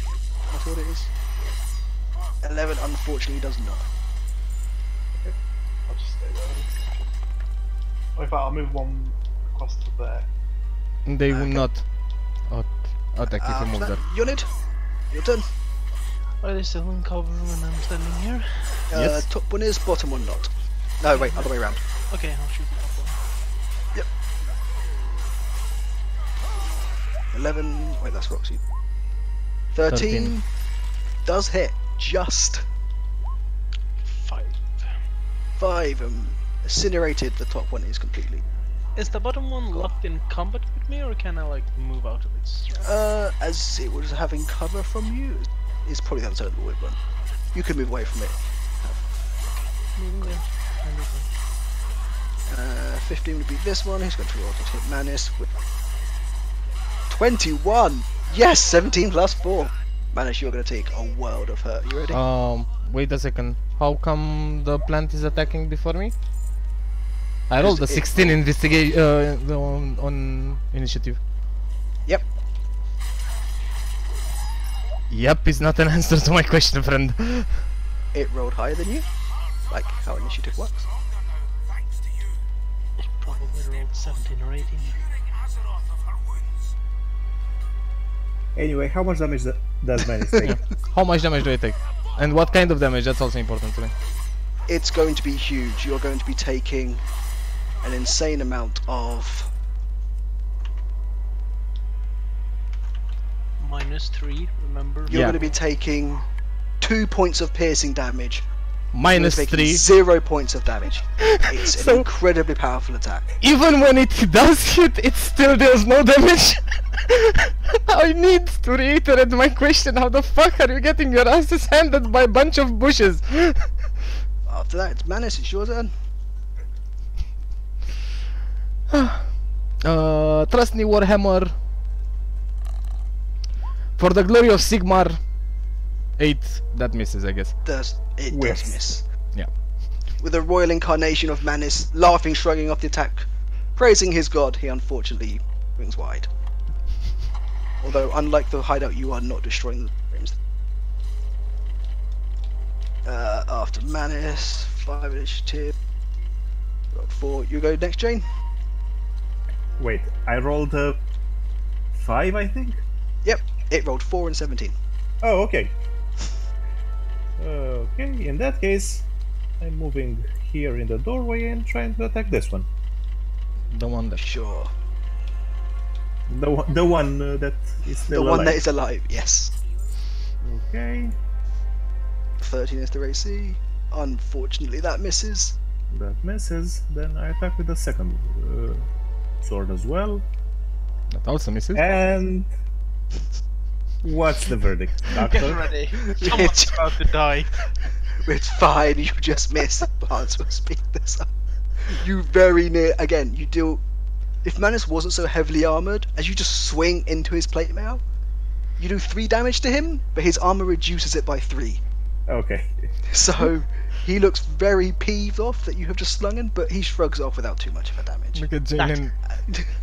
And I say, someone should cut down on the ale in the morning, I'd say. This is why we cannot kill the plants ourselves. This is why we need you. Oh And god. the next plant sings at you for 17, and it just grazes off your. And top of the turn was Roxy. You go again.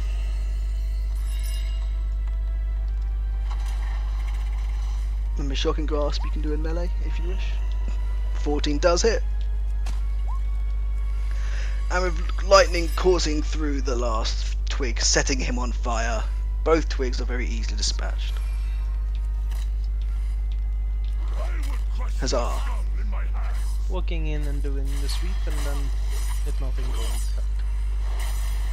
Yep, this, as you walk into this building, it's just under the shadow of a large tree. Weeds are rampant, got no roof, just crumbling down. They don't appear, nothing in the room, unfortunately. There is literally nothing in the room except for a tree. Yeah, it's just this giant tree in the corner. Like, in the other building you saw furniture. There's literally no furniture or anything in this room. It's literally just broken down, destroyed walls and a tree growing out of the bottom corner. No, I'm not sure if I was clear on it, but when I say sweep, I mean actually investigating and doing the detect magic thing, like a general sweep. Yep. Not like a thorough one necessarily, but Yep, you don't get anything from Detect Manage. Nothing appears to be appearing as magical apart from Manage's shield in the area. And your presumes your Dust of Disappearance would as well. Yeah, actually that would as well. Just those. but that's in my access. Yes.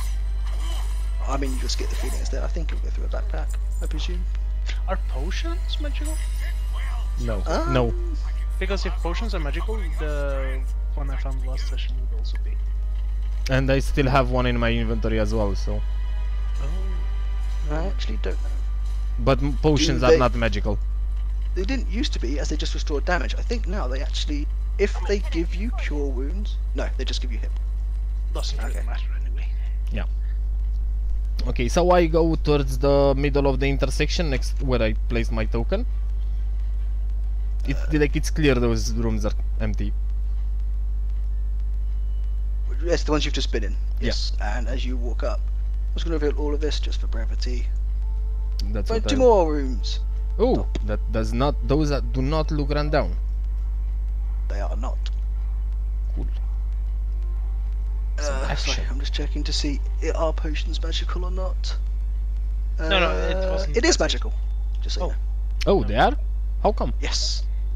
Because in the first line of it says they are magical. Yeah, okay. It just doesn't make sense to me because people that are not magical or arcanists should be able to create potions as well if they're alchemists without having any, arcane knowledge.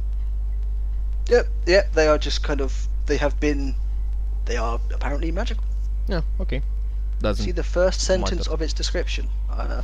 Yeah, I believe you. I believe you. No, I'm it- not contradicting you. No. I'm just expressing I my wasn't- confusion.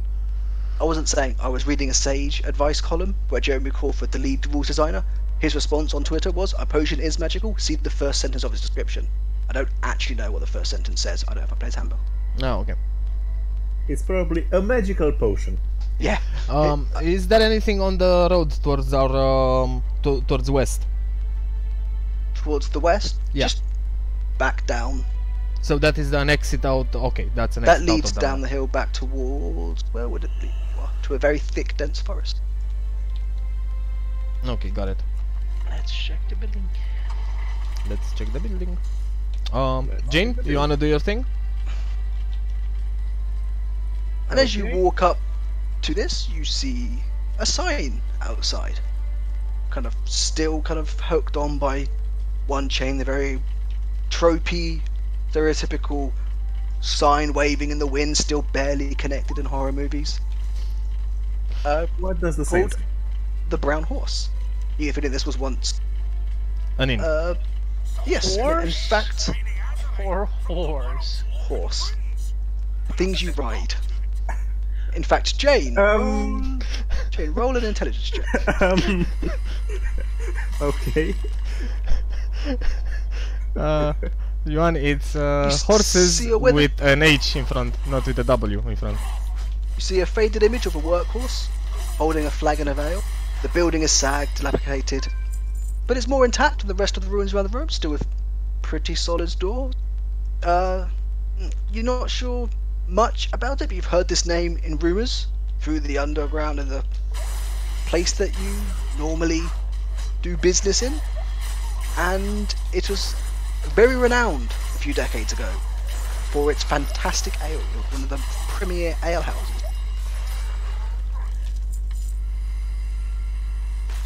Okay. Tudor, are you relating that information to us? Yes, I am. Yeah, Jane, you had enough ale for today, I'd say. You almost hit me earlier. That was incorrect. Okay. I'm rolling my eyes and inspecting the door then.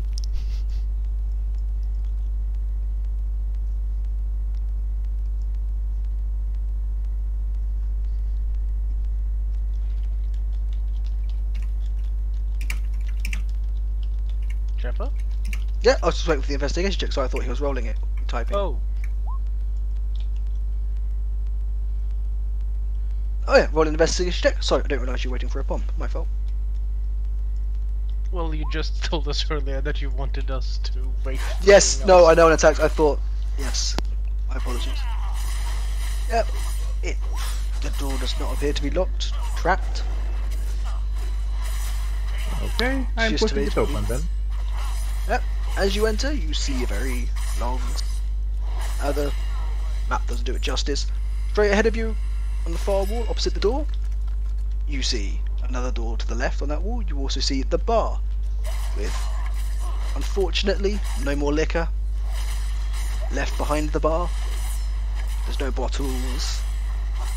Appears to be broken glass and things. A very worn down bar. Unfortunately, no remnants of alcohol left over. And you'd presume by the bell that to the left would be either a sleeping quarters, the ale hat, the cellar, that's what I was looking for, but not actually downstairs where they store ale or the other alcohol or big kegs. You presume there's a door connected them. That kind of looks a bit more secure than the one outside, like kind of employees only. But yeah, just looks like a bar has a few tables scattered around. Not much. Looks like you could only fit maybe 10, 15 people in here. That's a really small. It was a Pub. very... Oh yeah, you rolled it. It was well down for its ale, but it was a very exclusive pub. Oh. Okay, in that case, I'm going to the other door and pushing it open. Or trying to push it open. Meanwhile, I look through the window. I'm trying to place my character in front of it, but it doesn't work. Okay. Roll a perception check. Both of us?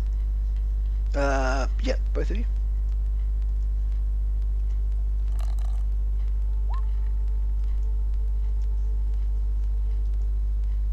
I see shit. Literally. Okay. The doors open. The door opens, and again, into the house you see lots of lines of where the pubs and the beers would go, but again, no full crates, no for alcohol. It's just kind of lines of broken kegs or barrels with pumps of where you presume kegs would go to serve the rest of the bar, just like an empty storeroom. Okay.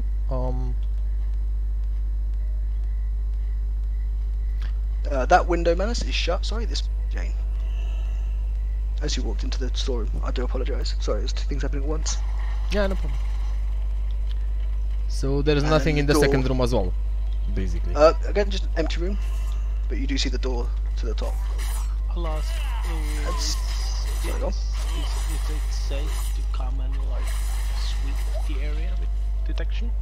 Yes, sure. As go you ahead. start coming back out, well, as you just said it was safe, as you started coming back out of the room, unfortunately Yeah. what you did miss behind the bar, two zombies are now staring directly at you from the other side of the bar.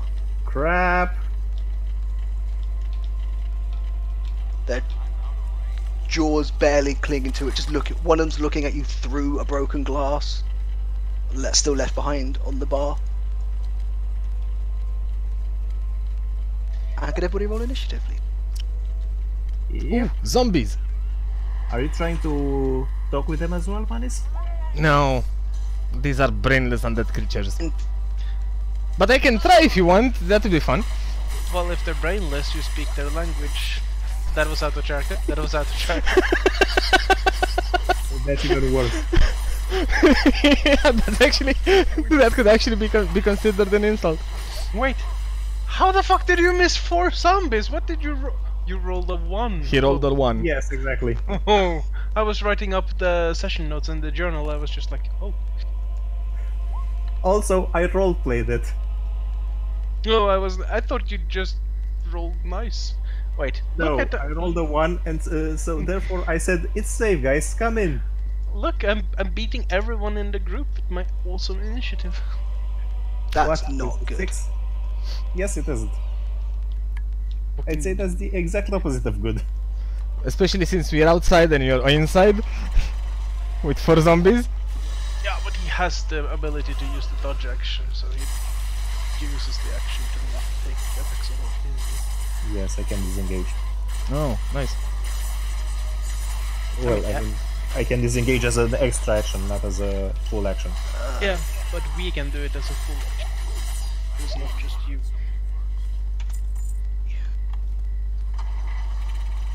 I shall prop So myself basically- in front of the door. Does No, everyone's you don't. initiative hit the turn order? Yeah. Mm-hmm. Oh wow, really? Yeah. Oh yeah, I'm the best with 6. Manus and Jane decide who goes beneath you. Who goes first? I'll, No, I'll you can let decide. I'll Go let Jane Dex. go first. Okay. Tudor, you know what I want to do, right? No. Figure it out and act accordingly. It's not that Okay. hard. Ted. So the first zombie stands on top of the bar and was going to swing at you, Jane. 4 plus. Where is it? Where is it? That for 16 to hit. Yes, it does. Who is this Hobro? I don't know. His It's owl. my dead owl coming back. Oh, Ah, Us. you named your owl. Kid. You will. Oh god. You will take 4 points of damage. I'll take 4 points of damage. Oh wow, this was really shit initiative. Yes, it was. Second zombie is going to and just stand beside you.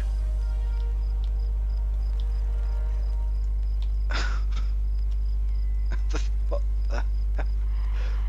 It's just standing there? He is just standing there. He just walked up to him beside him. As in, that's all he does? Not attack, nothing? Yep.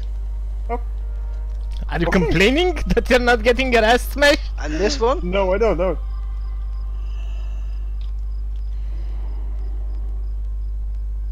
oh, Considering he had to jump over the bar, that might have been like his double movement. Yeah, probably. But still, you're fucked. No, he's not. No, not. But he is in an uncomfortable position, that is true. Okay, in order to one dispel just any kind walks of confusion, up Jane. to the door. Sorry. Yeah, so you see the second will be climbing through the barrels, just forcing towards you. Goes 8.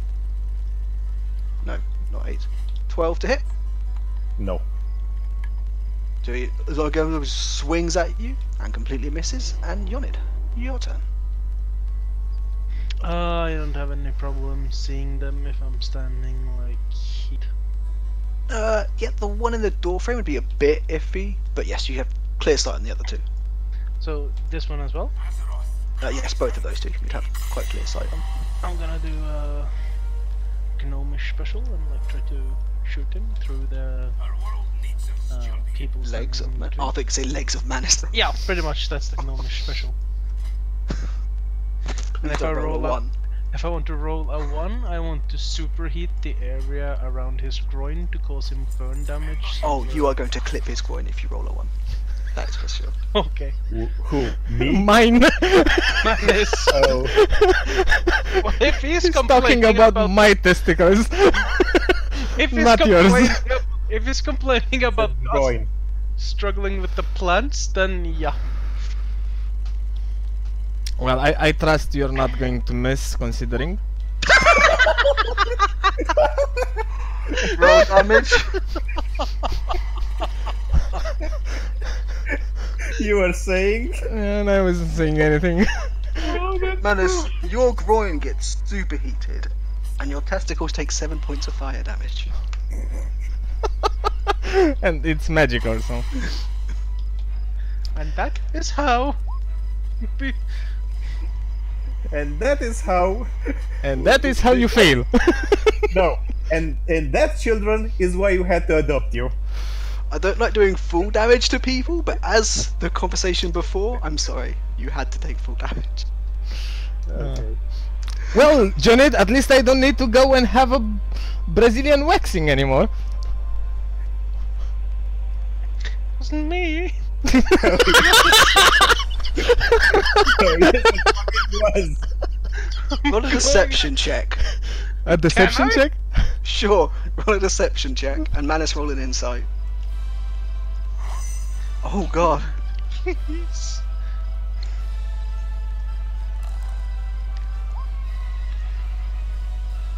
No, you do not believe it. You think? Oh, I muttered. Sorry. This game is priceless. Jane! Your turn. Okay. Jane uses her extra action to disengage. It's his full Sure. extra action, right? Yeah, bonus action, I think. Bonus yes. action, right? Yep. And then she runs screaming out of the house, yelling shit, shit, shit, shit, shit, and planting herself behind Manus. It's Shaw. Good, you figured it out. Nice. Jeff, I'm gonna have to go because my kids woke up. Oh, For okay. this fight, can you just take my goes for me and just cast firebolts, etc.? But yeah, he's woke up, so I'm gonna have to just jump off, guys. I'm sorry. Alright, Yeah, no enjoy problem. the rest of your night. Thanks for the night, Roxy. Cheers, Oxy. Thank you. See ya, Sorry, guys. Pete. Alright, Manus, your turn. I will take one step inside the house. This way I shall block the exit while being in range of hitting the zombie here. Yes, okay. Warhammering for 22. Does that hit? Definitely. And I am dealing 9 points of bludgeoning damage to this Okay. lovely little creature here. As you just crack him into the ribs, just kind of like bits of him just fall out onto the floor.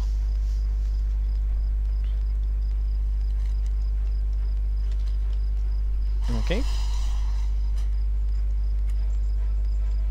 And ending my turn here.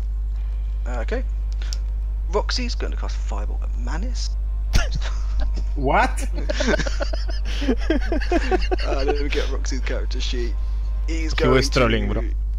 Gonna cast Fireball at that first zombie straight ahead by the door. That one. What's his pluses? Can I just click roll for him actually? Does that work? Probably, but he should have 5, I think. because we have Yeah. the same DCs and stuff. Yes, it does. Wow, I roll worse than him. Oh, you manage. Yes, I can. I'll keep that character sheet open just down. Where's a good place for it? Let's put it there. I need to make that smaller so I can see that. Sorry about this. Yeah. And after that, the last zombie is going to come. Calling and just standing behind the other zombie, almost forming a queue by the door. Very And- educated zombies. Yes, very, very. Can they They're also polite. dance?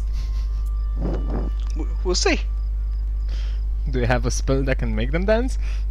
Again, the zombie's gonna follow up to you, man. There's something called hypnotic dance or something, I think. Wait, what? That's. I rolled a 1d20 and I rolled a 1d1. Hey! That's 23 to hit you, That hits. and it will be.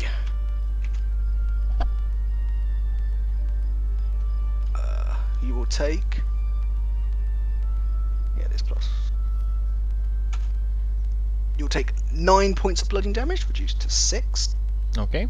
It seems to find a way. Its claws just kind of like dig in right beneath where your clavicle is, where your clavicle, not clavicle's exposed, but the gap in between your neck and your armor. And it, almost with pinpoint accuracy, it manages to critically hit you and get right between the chinks in your armor. Wait, that was a critical or? That was a critical hit, yes. Okay. Hence the 9 damage. you wouldn't expect a zombie to deal 9 damage. I The don't other know. one walks up to you there Yeah. and goes to hit you. Hey, there's my critical roll. Rolls a 1. And it just hits the stands other there. zombie. Uh, Takes a bite of the other zombie. For a critical one. Hint, hint. I don't like to do too much damage from it. However, as we previously stated with you, you were going to get hit in the groin if you rolled a 1. I do apologise.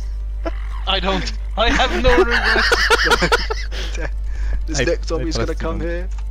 In fact, I've already renamed Firebolt into Jonid's Balls on Fire. 17 to hit you, Menace. No, that does not even dent my armor. Not hit. That's both of that gone. And then Yonit. I'm going to cast Jonid's Balls on Fire on. Which can I see? Only this guy or all three? You can from where are you? Just standing straight in a straight line. You can see that one, and then half cover with one off to the right, and Okay. not the one right by the door. The one straight on Menace then. Okay.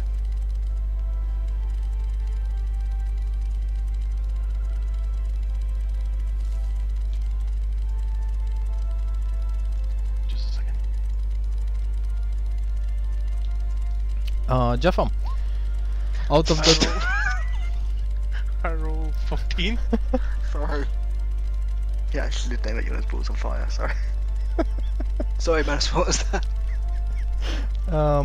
which one of these 3 zombies cannot be hit by the rest of the Oh. party outside? Shit, I fucked up. Hang on. 2 fire damage. Sorry. Wait, what did you fuck up? You'll see in a bit. Sorry, that was to roll to hit. That does hit. Sorry, Menace, what was your question? My question can they was see from which ourselves? one cannot be hit by the party outside? Because that's the one I'm going to hook. This one has half cover, as he's partially obscured by the door frame. This guy down the bottom cannot be seen by people Ah, outside. okay. That's what I wanted to know. Thank you. So yes, that does hit you. Roll damage. 8 damage. It was the one straight ahead, right? Yep. There we go. Just clean, true shot fireball straight to the shoulder. Nice secure hit. Okay. And anything you'd like to do after that? No, I'm saying hit this time. Yay. Oh, sorry. No, man. I'll do it next time. Okay. Yeah, your turn. Okay. I'm crossbowing this guy. Okay. Roll to hit. because I can't hit him with my sword behind Manis. If you want to go with the sword, you can move up here and hit the one here. Can I? So we're saying man is standing in the doorway for this to do it, so you probably won't be able to swing behind him unless you want to go a bit more forward, Manis. So it's up to you. If I go Sure. forward, Sure, you're a bit. No, wait. Sure. I cannot go further one step because the one step No, in no, no, front no, is... no. I'm not doing it as exactly squares. We'll say like ignore the squares for a moment. You're kind of just in front of the door where he can swing behind you, but not enough for an actual zombie to push their way through you, type thing. Yeah. Okay. So if So you I'm can here, say that. Yeah, you can if I'm swing at the here, one around can the I corner. hit this one? Okay. Yeah. Then I'm doing this. We'll do that. We'll ignore the grid, the exactness for the grid for this, as it Okay. unfortunately doesn't line up that well as it's a pre-gen map. But yeah, there's enough room for you to swing to the zombie to the right, but not enough for it just to cruise past Manis and run out and charge the rest of you. That Okay. definitely hits.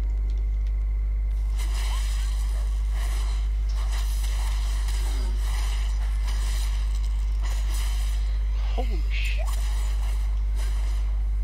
Oh. That's like 30 damage. Yeah.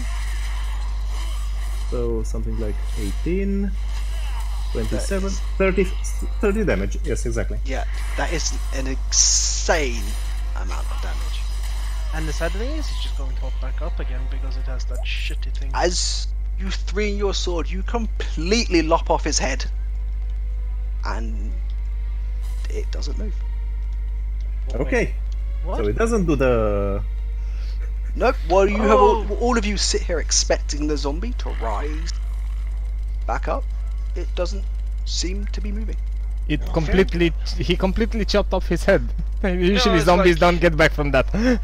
No, this no. is no, this isn't the shitty variant that we fought earlier. Times were simpler. Oh, those were a real pain in the ass. They look Oh, very yeah. similar to the zombies you fought earlier. You're kidding? Nope.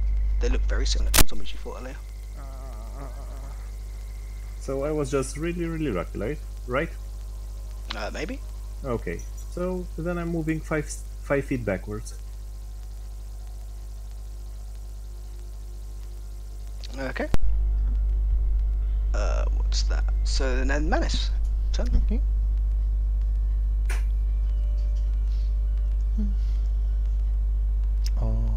Warhammer? No. wait, Okay. Wrong This one. dude was hurt by me, I think. Again- He's the one that your fireball hit. Like I'm hitting the one on the corner here, right? Oh was- no, I'm not hitting anything. Wasn't a firebolt, it was Jonid's balls on fire. Should be Manis's balls on fire. Yeah, that would make more sense, but let's go with that. Okay. After that, Roxy's just going to. We'll just do Roxy nice and quick. He's going to swing in to attack. That hits. He's going to do 3 fire damage, bludgeoning the one that everyone else has already been bludgeoning before. And then again, these zombies. I'm just going to roll both of them at once, just makes it easier. 7 and 13. Both are going to completely miss you. Completely expected And it. that guy's going to go.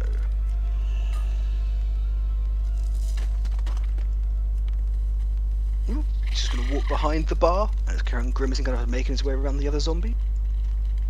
And back to you, Yoid. I'm going to cast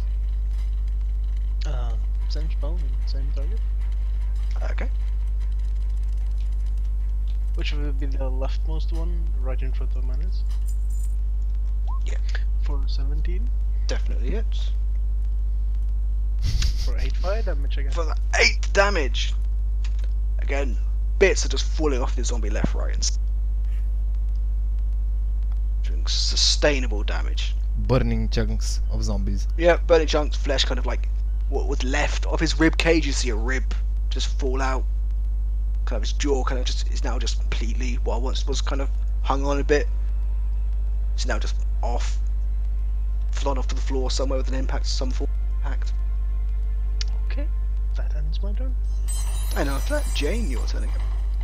Okay. I got really lucky to you like. If you wanted, as Manis is friendly, just stopping zombies for getting through the door, You could probably walk in and stand next to Manus and walk back out, as he's friendly to you. He'll let you pass. Whereas the zombies, he would kind of try to push back so they wouldn't be able to.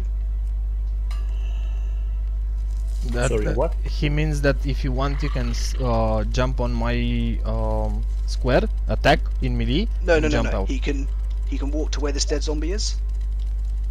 Oh yeah. You can walk to that Oh. where that zombie is, as Manus is friendly, and then walk back out if you wanted. Again, yes, attacks of opportunity yes, I and everything, understand. but I just mean you can Okay. move through Manus if you wanted. Yeah. As he is a So friendly I'm person. moving, and I'm attacking this guy who was very, very much Okay. battered. He's been hit by like 16 fire.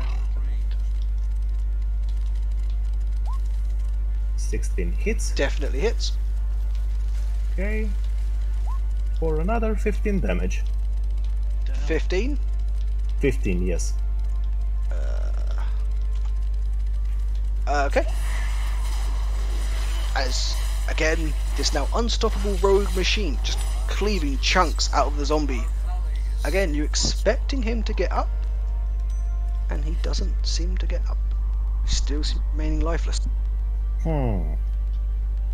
Okay. Then I disengage and move back to my square. Okay. I already pinged on the one I'm hitting, plus it's the only one in range, so... Yes. Okay.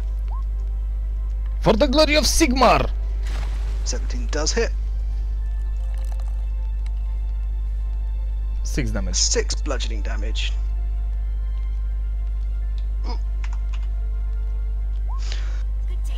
As you swing again, nice solid strike, kind of like just ashing out his lower guts and intestines, and kind of just displacing a hip.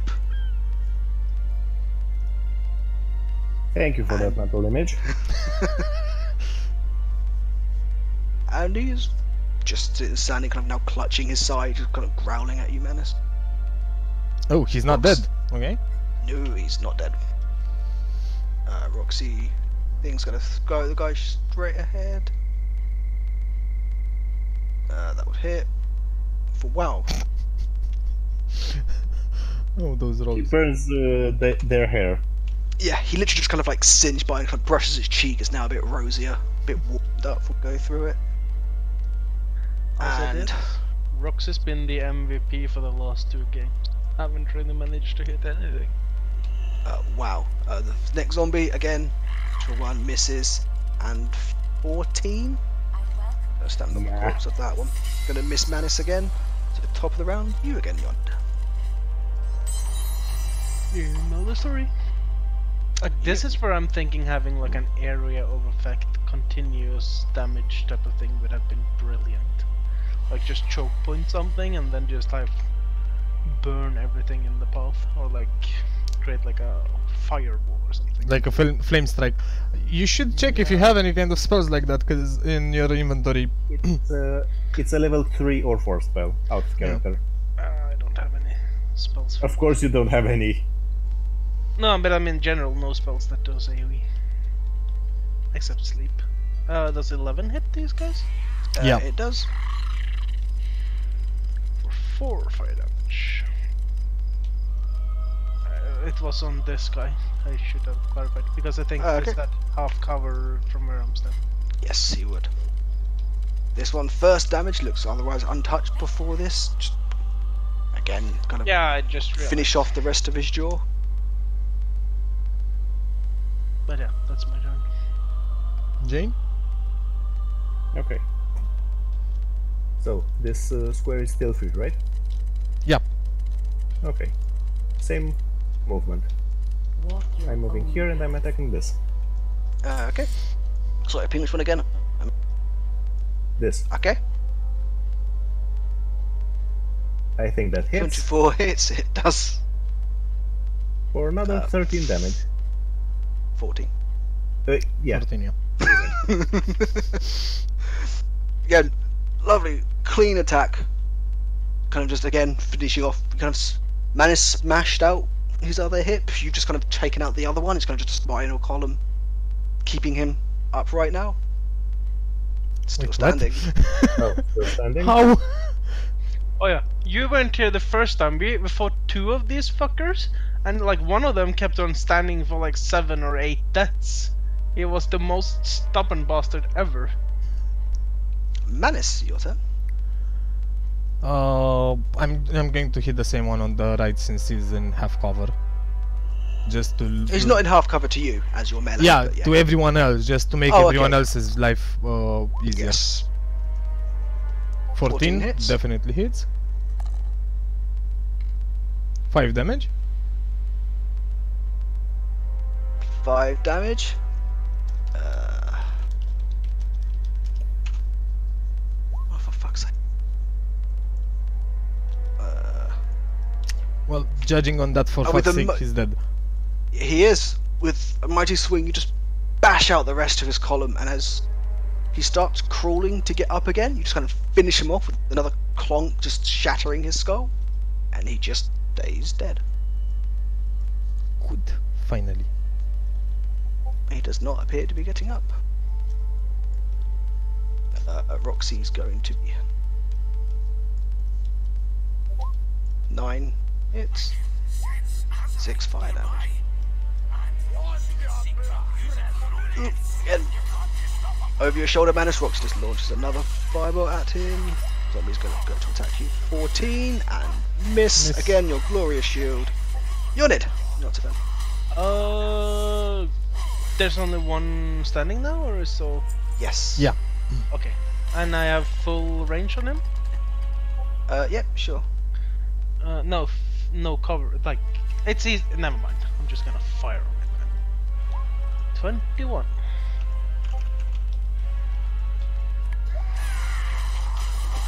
So I get that hits, roll damage. I'm trying, but your chat thing from Discord is like blocking the wind flicks. Can't actually click it. Oh, the notifications. Okay. Yeah. You can move that, by the way. For 8 fire damage. 8 fire damage. Actually, all 3 of my fireballs have done 8 fire damage. Except castration strike that did like 7. Just cleaving off one of his arms.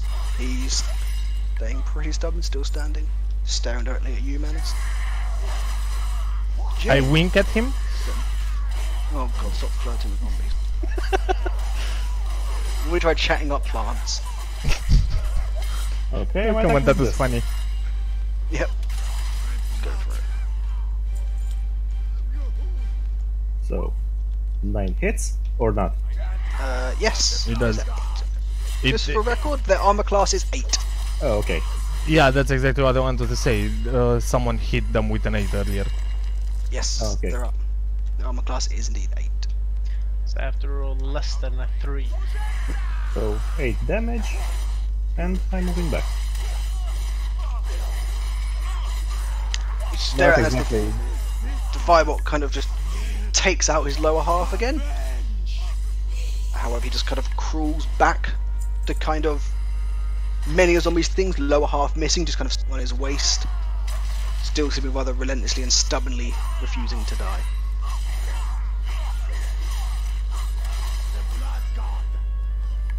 Okay, my turn again. And that's your turn, Manus. Yep. Warhammer to the face with the glory of Sigmar. That definitely hits. For 8 damage. Again, you just kind of cleave out. Chunks of him. Yeah, like the rib cage is now completely shattered on one side, and as you expect him to fall over, to get a little bit of hope of victory, he seems unfazed and just carries on staring intently at you. Roxy's going to try and finish him off. I think 1 damage is going to help. He's going to kill him. It's going to hit for 6 damage. And again, very big fireball. Like, this fireball looks larger than you thought and more accurate, but as the flames clear, his stare again seems completely unrelenting towards you, Menace. Not even flinched. He likes me. Yonid, your turn.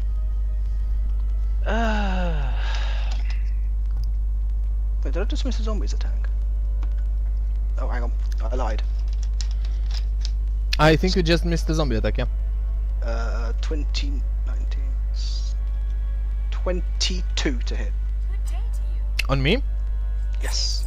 That hits.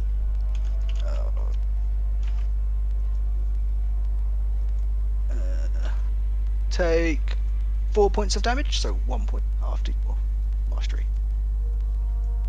Okay. And then, sorry, now it's your turn. Sorry about that. No, I was just checking if I had actually magic missile prepared, but I do not. I'm gonna cast this only attack spell I have. 1 damage was that, right? Yes. Jaffa? Okay. I cannot open my character pane. You might have it like windowed. Yeah, and Try how do opening it I... and reclosing it. How do I... No, it doesn't work anymore. Sorry. Add 5 more damage to that, what's it face? Edit. You should still see it. So I click on it and a little window appears, very very small, just with my name. It has like a resize double option. click it. Double click it. Oh, okay, fine, got it. Thank you. You Sorry. kind of minimized it. I don't know what it is. Yeah, it's Minimized. double clicking it on it since it minimizes it. And back to the familiar state Yonid is used to. The firebolt again. Sure that he would finish off something so weak and fragile, yet an unrelenting stare still at Manus, not wavering or shaking. And Jane, your turn. Same thing, same gripping gameplay. Move here, attack.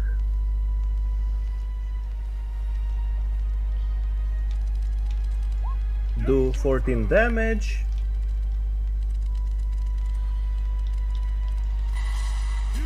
And as the marvel of the zombie killer Jane, again, just severs his head, and you watch, waiting for the rest of the corpse to wise up again as you are used to, and no movement. Finally. Did you get all 4 of those? Yep. Yeah. Roll a perception check.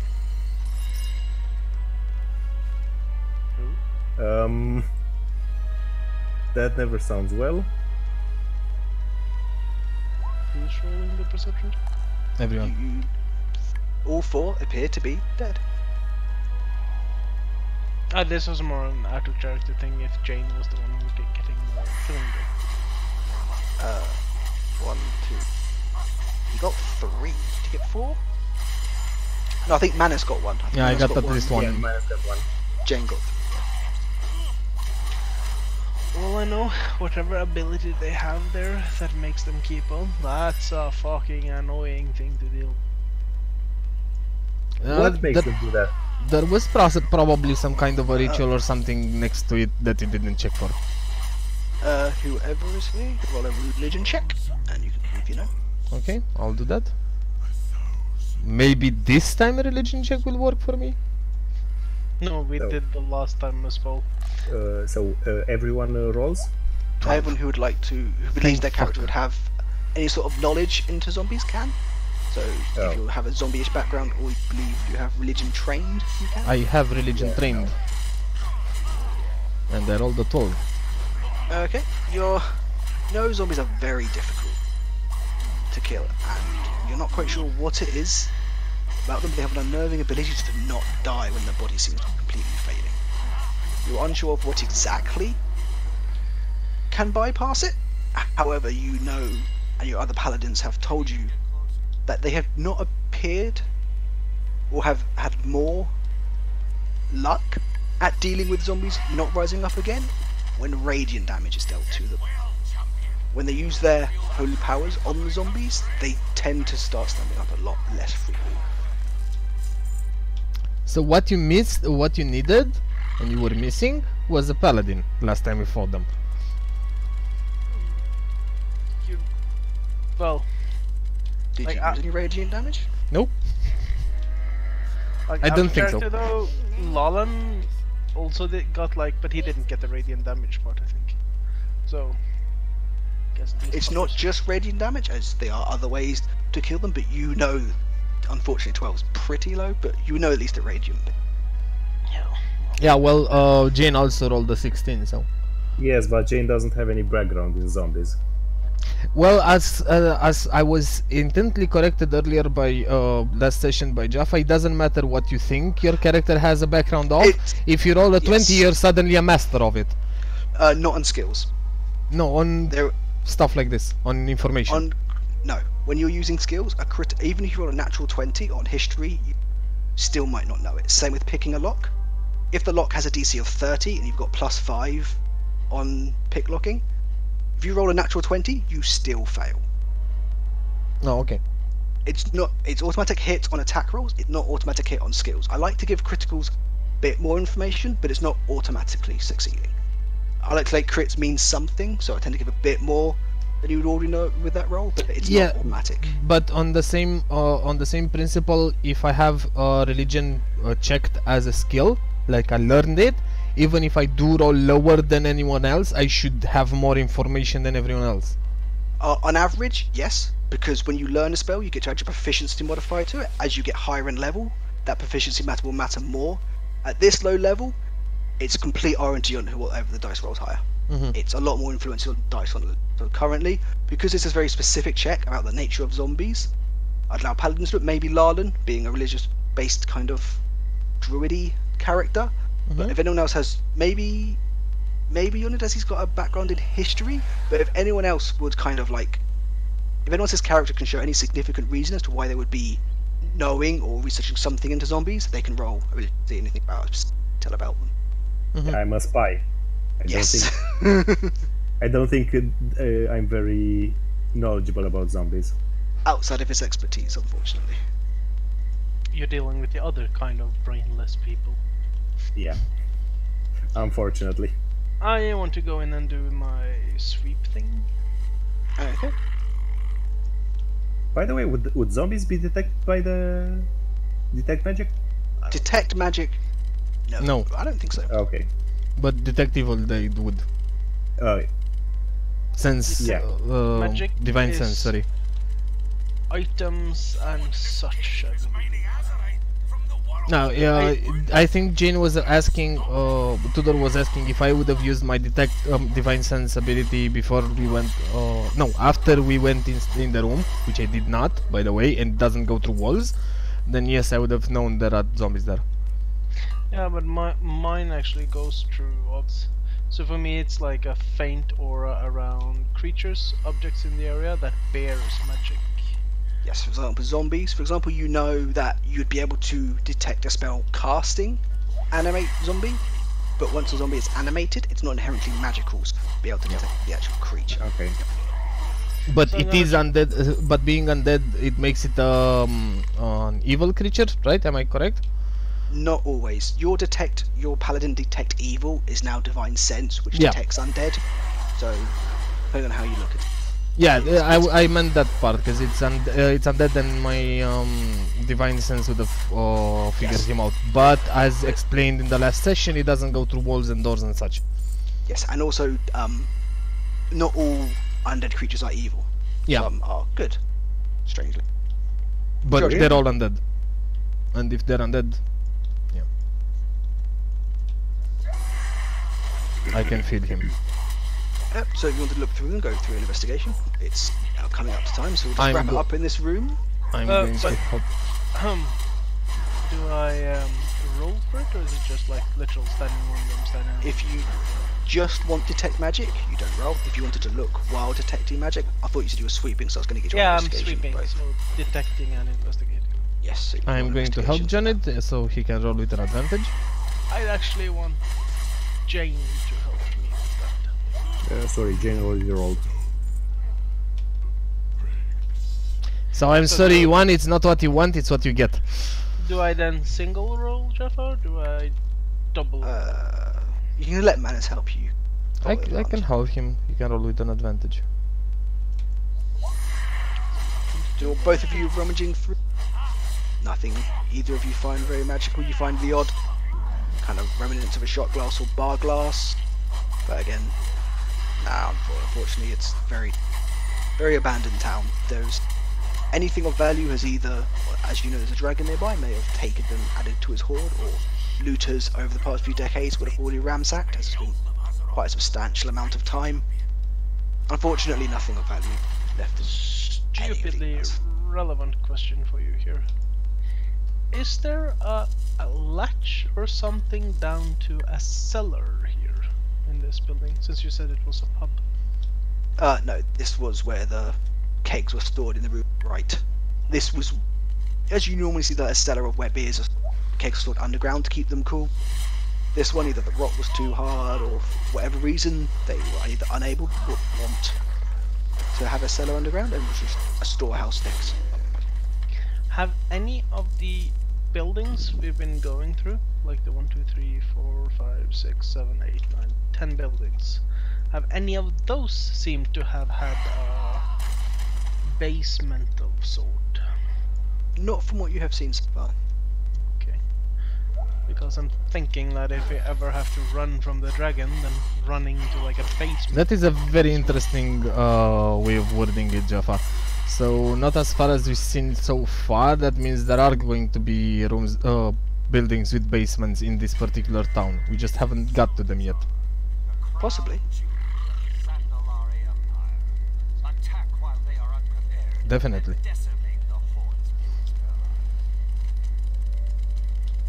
Well, just for record, I will very rarely say no, you don't find this, because your checks still have room for improvement where you potentially could see them, so you don't know. Not that you know so far. can I also ask a generic question about? Sure. You said this, if you can see where I'm pinging on the map, it's the left of the crossroads outside this building. Oh, hang on, I've got loads of character sheets. Ping again, sir? This. See the. Can't see something. It's above the last. Oh, yes. There we go. Can see it? Yes. You said this led to a dense forest, right? Yes, there's another way out of town in. How dense? It carries on for maybe 200 feet, you can see down there, before a turn, and it looks overgrown and very thick forest. It looks like a very old down, no longer used road left to just Yuan, that's the edge of the map. overgrown. Yeah, I know it's the edge of the map, but there's a follow-up question, you see. So let's say we were being chased by a dragon. It would have difficulty flying into the forest, since it's after 200 feet, after 200 feet where it turns, if it was to try directly through it, if there is not a path to the left or a carry-on path that you cannot see out of sight, yes. Okay. But however, for the first 200 feet, you probably wouldn't impede the dragon too much. Okay, so if you make it past the 200 feet.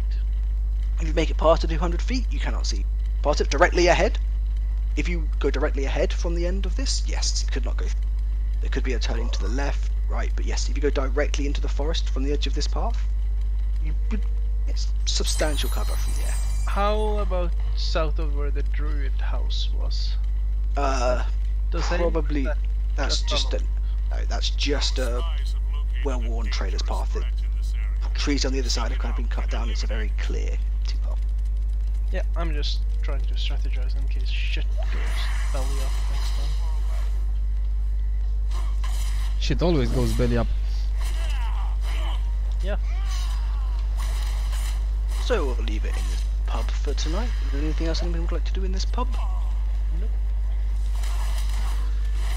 Don't have anything in mind. Yeah, neither do I. From the description of it. Do we find anything with those investigations? By the way, you haven't told us. No. Again, it's just a very run-down pub. By the way, did you guys find anything at all with all these investigations in any building? Yeah, we did. We found some rations in... just as a parenthesis, I missed like a month's worth of sessions, so at least 4 of them. So the last time, not the last session, actually the last session you and I were both playing, we found rations and supplies in the crates in Glassstaff's camp. In the unoccupied buildings, you've not found much at all. Yeah. Okay. We found nothing actually in any of the buildings except for the cultist area where we find 3 diamonds, a sigil that Roxy has, and then a potion of flying and some books and research on various subjects, mostly Okay. lichdom and necromancy. Which we should get around to reading before, you know, we get to fight the freaking Draco Lich. Oh shit, I was going to ask Jeffa if I could have bit. Jeffa, I have a question. When you're doing a long rest, is that sleeping or is it sleeping and just slacking? Sleeping. Both. It depends how long you do. You need at least 8 hours of complete rest and downtime. Most people have that about 6 hours, and the rest of it in camp. You can have half on watch, kind of making food. But over the course of the night, you would have a lot of extra time outside of just sleeping to do. Okay. As a sage, when I do short rests, would I be able to read a book for leisure? Or is that like a intense skill related thing? If you want to do nothing else on a short rest, sure. Maybe get back a spell slot, but probably not roll hit dice and do something else and read a book.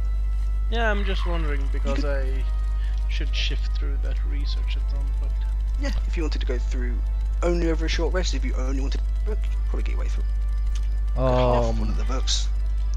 If actually no, we're taking a short rest, right? Right now. No. Are you not Do we need to?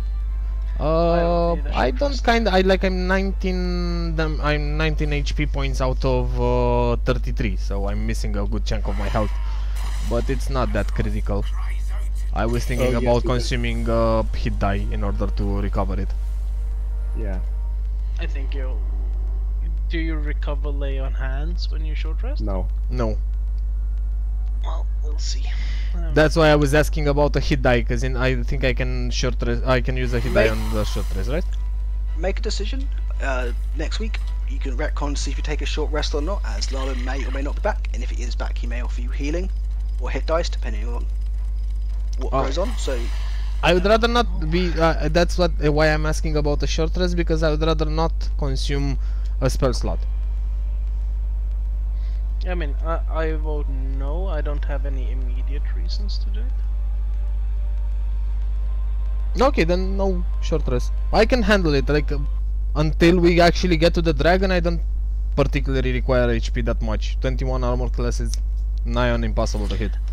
I mean, even if Lalan, the player, doesn't join, Lalan the druid is still around. if Lalan does decide not to come back, he will be a portable heal bot in that little house for the rest of this adventure. Have a reason to disperse once you get to town. Okay. If he decides that he wants to take a break, that's if you speak to him. If he decides he wants to take a break, get permission before you play his character. But if he decides he's never going to come back, you can use it. Well, hopefully that's not the case. Hopefully that is not the case, but I was just saying, just in case. And by the way, before you throw me to the wolves and tell me that I should go and talk to him, you know that you all guys also know him, and you guys also have the same interaction as I do. I mean, I was going to poke him and say that it was actually my suggestion last time that we had him still paralyzed. So, if anything... Like, again... Well, it wasn't that, it was at the end of last week, there was deciding whether or not you would wait for it, and we just kind of rushed to finish, and then as people walked off this way, we just said, okay, you didn't wait. As people said they're just going to leave earlier. That was literally all there is to it. It wasn't anything major, it wasn't... Literally, by the time you'd walked to the house and fought through Cutlass, his paralysis would have worn off. Yeah, It's as not I said, a huge... like, Jaffa, as I said, it's not the first time we use contrived reasons to cover up some plot holes or some literal holes in the stories. But the thing is, it wasn't even that contrived, as you guys literally were deciding before the weekend before whether or not you're going to wait for him to rest or not. I mean, Jeff, like, I wrote session notes on that, so Jeff is quite right, because he was paralyzed, his resting and also the recovery part of the paralyzation was lagging behind ours. So even when we rested, he wouldn't be done with his paralysis rest, and then he would also need 1 hour to rest to use hit dice and stuff. So he wasn't going to be like functional at all. When on the last session that he missed? Well, at the end of the session that he not that he missed. Wait, did he miss? Yeah, And he before didn't play. before last week, so 2 weeks ago, when he was here, Yeah. he got paralysed, and they dragged him around for a bit, and the paralyse lasted about an hour. Yeah. And after dragging him around, trying to find a druid and other things, about 20 minutes to half an hour had passed. They entered a house and said Roxy did some weird dragon thing, which told everybody, and then everyone said they're going to have a rest. And then there's a discussion about should they wait or not for his paralysis to wear off, because if a rest is an hour long, so halfway through their rest, Larlin would regain his Character. paralysation things, and then would have to rest again to use his hit dice and that. Mhm. So they were deciding literally before the end of last session whether or not to wait, and I think they decided to wait, but as he missed the next session, we kind of retconned like to say, oh no, we didn't wait, and they just went off with the rogue looking after the paralysed druid. Again, it was going to be like half an hour before he was ready. It wouldn't have been anything major, and then they just went off to the cultist things. Yeah, I'll but be honest. per se it doesn't really matter, because we had an entire session of events between his paralyzation Yeah, exactly. and today. He would have been. He wouldn't. He would be completely cured and Yeah, he rested would've. with full HP and full hit dices. He wouldn't be full HP or hit dices because it wasn't a long rest. A long rest is 8 hours. They goes on. He short rested. He would have had an hour rest. So he'd have a short. Ah, okay, or short rest. If he was already, no, he wasn't already full HP because the poison took him 0. So he would have been at 1 HP. He had And he'd one have to- HP from my heal. Yeah, so he'd have to short rest to regain, if he wanted to use his hit dice after he woke up to paralysis to get back to full HP. But he wouldn't have been fully up and ready like a long rest. It would have just been a short rest if he wished to take it. Or he could have rolled out 1 HP to catch people up, whichever he would have chosen. Yeah, but By that's, the way- as I said, it was just a contrived reason to explain his absence on the last session. It wasn't contrived. It was just they didn't wait instead of waiting. That was the By the discussion way, before we Manus. stopped last time. Yes, Tudor. Do you have restoration? Druid? Isn't Yes. that a level? Like, I don't know spell? what you're talking about. I'm sorry. No, the spell, the great lesser restoration. No, I do not. Okay. I think that's like a level 3 spell, isn't it? Lesser Lesser restoration. Yeah, I think so. 2. And Level greater is 5. It might not be for paladins, by the way. Lesser Okay. restoration is for level 2 spells, Oh, my which paladins are half casters, so he should get that at level 5. Oh, okay. I can't remember. Ah, yeah. Anyway, I'll say this straight out though, it was my suggestion, at least last time, to have Lalan paralyzed and Tudor watching over, because I Yeah. remember It's Jaffa taunting us and saying like, you really want to leave him behind with like a rogue. yeah, So, it's a non-issue at the moment.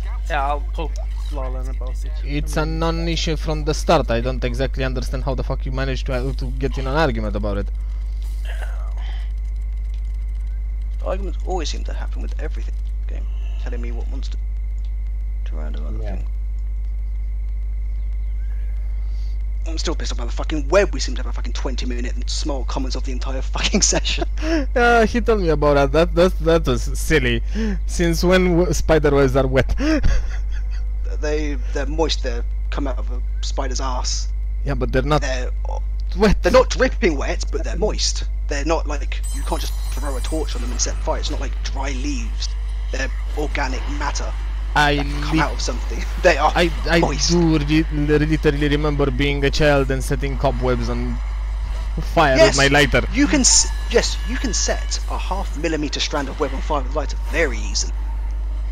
Strangely enough, giant spiders that tower over buildings' webs are a tiny bit thicker. They are actually vulnerable to fire. However, they are not ignitable. They do take double damage from fire, but you cannot just set them on fire. If a fireball hits them, it sets everything ignitable that a creature is wearing on fire. That does not happen to web. Yeah, I understand your point of view. It's a difference between. We had this conversation before with the cat. Yes, and I was talking to you on about it. Like, literally, if you carried on holding a torch to it, I would say probably do 1 fire damage each turn, which would double to 2. So after about 5 turns, you would essentially do enough fire damage to burn through it, but you would literally not just ignite it.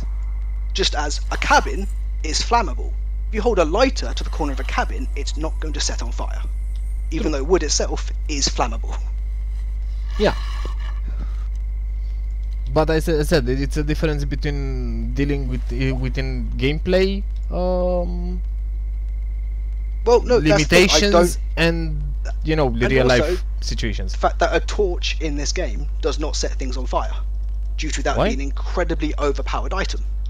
Ah, okay. You could literally throw it at someone and set them on fire if it ignited things that were flammable. Yeah, I was actually Like- thinking, why aren't you using torches as, you know, ranged weapons Some- for fiery destruction? You can use them as weapons, and I think they do. They dealt one. They dealt 1 down 3.5, but yeah, it might be 1d4 5e. I don't know the exact damage, but they deal a small amount of fire damage if you Mhm. beat them. But yeah, and either way, I don't care.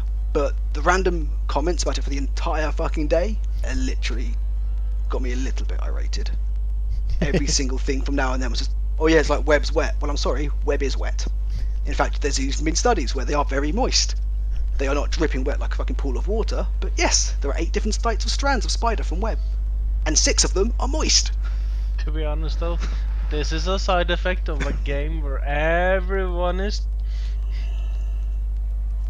Everyone is what? Everyone is what? stubborn. Oh, Yeah.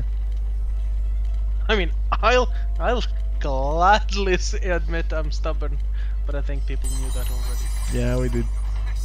I don't know what you're on about. I'm the epitome of stubborn. I can't think, but that was a joke. I am pretty stubborn. Anyhow, guys, Well, Good thank you session. for the session. Good night. It was fun. thank you for the session, Jaffa. At least we didn't spend 3 hours killing 2 mobs. We killed a lot of mobs. I'm kind Oh, of yeah. disappointed you didn't make another Dracolich, honestly. Another what? Dragon Another Lich. Dracolich. I quite wanted to. Yeah, we could have turned these zombies into liches, right? Well, Yeah, that's a good idea. No, that's a terrible idea. I think that's a great idea. Also, I think that's pretty much impossible.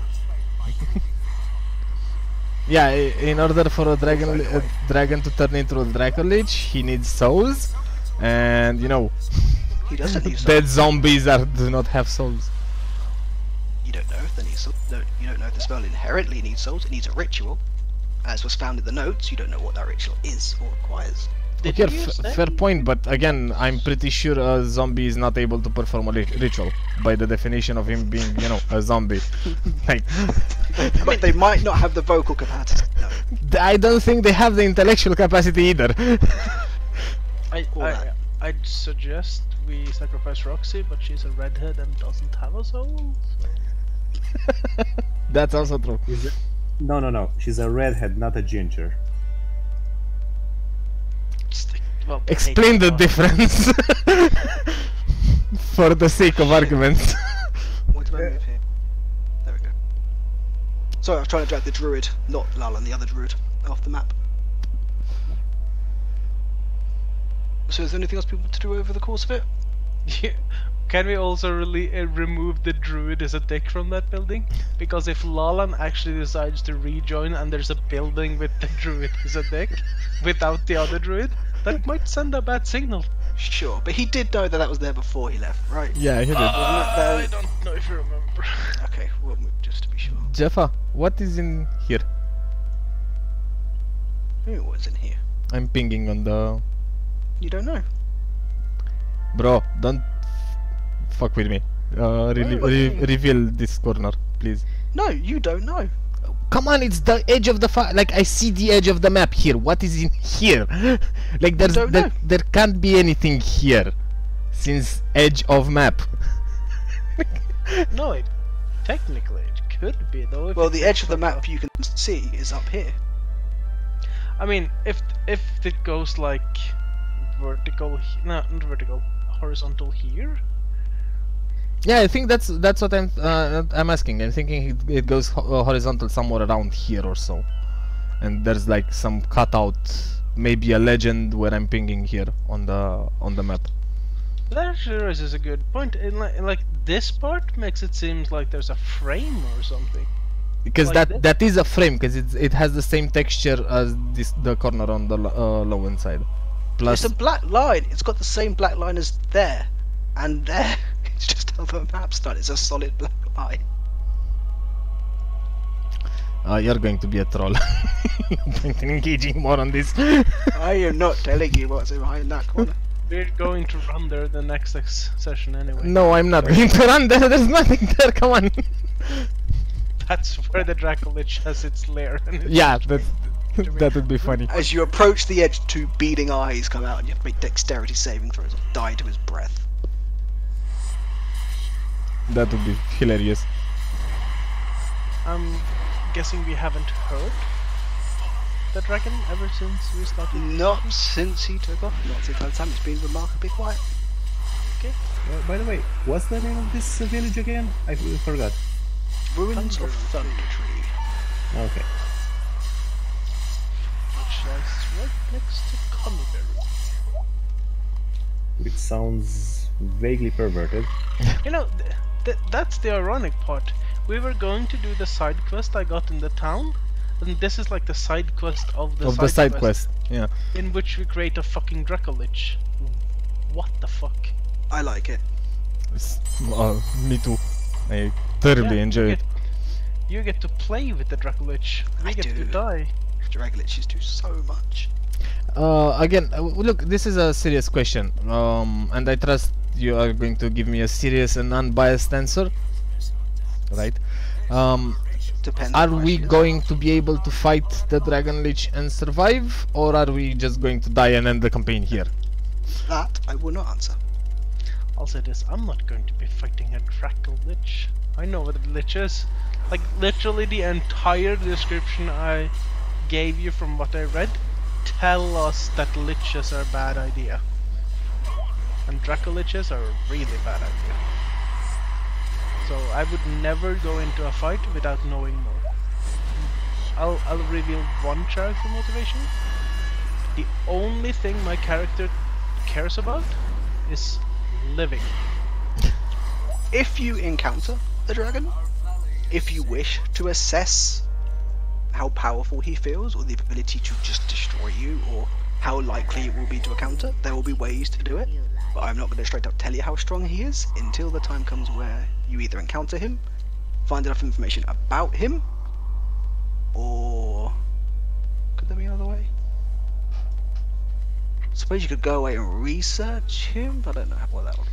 I mean, logically speaking, I would like to spend some time going through the research notes just to see if there's like flaws or gaps in the ritual process thing which would be construed as weaknesses or weak points or yeah, stuff like that. I mean, I know in terms of like meta knowledge, I know something specific about liches, but I don't think I would have known that about from the research. Is that destroying the phylactery thing? The phylactery, yeah. That you would find out going through the books, don't worry. Okay.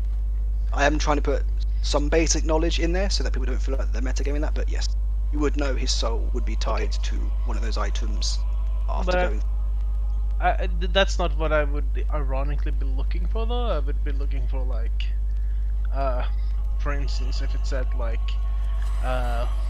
liches have to go and hide for like 7 days before it takes them a while to attune to their powers, Yes. or something like that, so we know we have to like rush and find them. Like, from the notes, I'll say when you read the book, the short rest now, so I'll just go through the notes now while the majority of people are still here. Oh, Pete's not. We're not actually short resting though. No, I know, but I just meant you can go through the notes or you've done it on the long rest. I was just trying to give it Okay. a bit of. Actually, yeah, actually, I will tell you, and I'll message Pete so that he knows as well. So going through it, there was a lot in there about transferring of souls during lichdom, about transferring it to and from other creatures. That's not anything to do what you have thought or researched in your academy. You know, there is something about transferring a soul to a, I can't say the word, to a jar.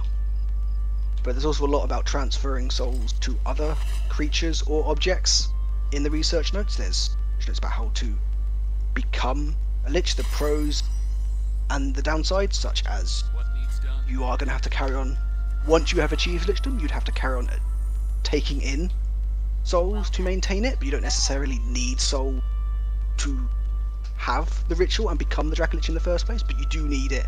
You need souls as almost a substitute. Soul transfer.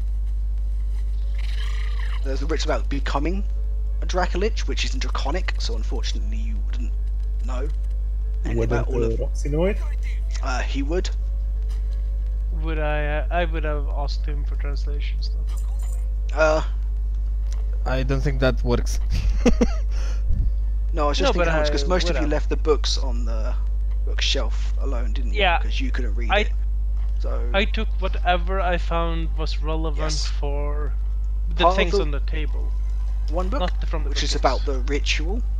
Like half of it is draconic and half of it is uncommon.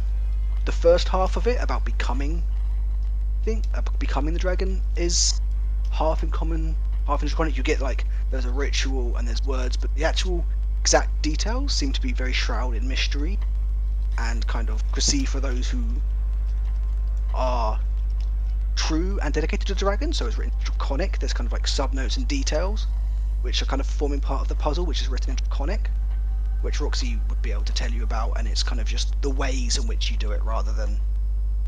It's just the more details about how the actual ritual is performed and done, and it requires few objects, a few kind of known items of legend that they have to go and find and bring together and extract souls out and manipulate other dragons to aiding some of the power towards it. And that would probably be souls to survive. You know it'd have to, at some point, even though it's transferring souls, and it would have to be bound to an object. It would have to mean something to the dragon in life, something very personal to it, which you know would have to store somewhere. Logic and assumptions of dragons, you would presume it'd be somewhere safe in kind of A cave? a very, yeah, maybe with it or not with it, depending on how protective the dragon is. Some leave other clans or cultists to guard it, or they go off somewhere else in case they do die. Others are fiercely defensive of it and will stay in their own cave with it, so that they don't trust anybody else and they know they've got it safe.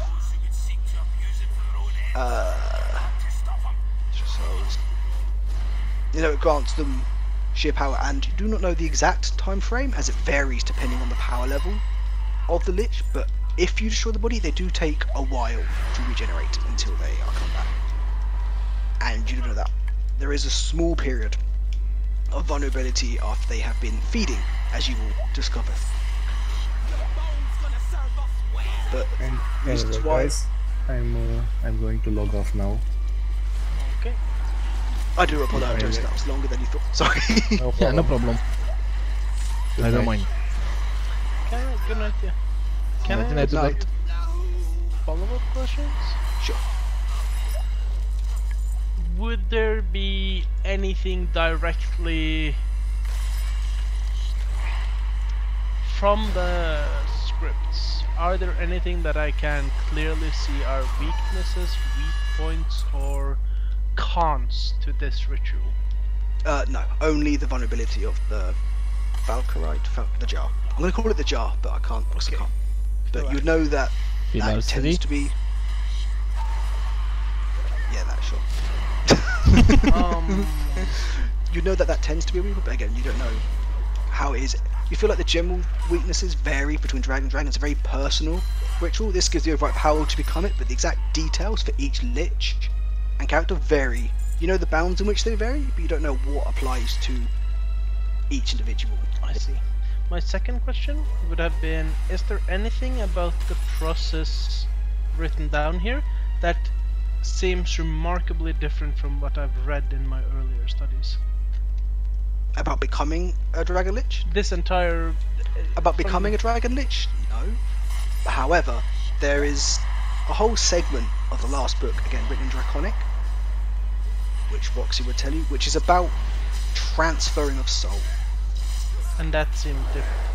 That's nothing you've read about before. You know about transferring or imbuing a soul into an item, but that's about as far as it goes. This goes into more detail about, more intricate detail about transferring So, souls into items and into other objects. so to like reframe what you're saying, I would have read about the dragon putting their soul in an object, while here it seemed more like it was sucking the souls of others into itself to become stronger. No, more of just like that. You know that they have to transfer their soul into a jar, or they have to bind their soul to an object. That's what you're knowledge of research into it would indicate. But this is a lot more in depth about soul transfer in general, like transferring souls from one thing to another. However, there is a big part of it that is more detailed and more in depth about the exact process of rituals and limitations and items about doing it into certain objects. Okay. And my third question would have been, the druid said that the dragon had just moved here not long ago, right? Yes. While the cultists said that they had been serving the dragon for a while. Sorry, you cut off during that, I think. While the cultists had said they served the dragon for a while. Yes. You need something? Manis, did they say that they had been serving him in the village or in general? No, they said it in general. They didn't mention they served him in this village or... I know where you're leading with that question, but we have no definitive information about whether the dragon came with the cultists soon, like recently, or the cultists were here and the dragon just found them.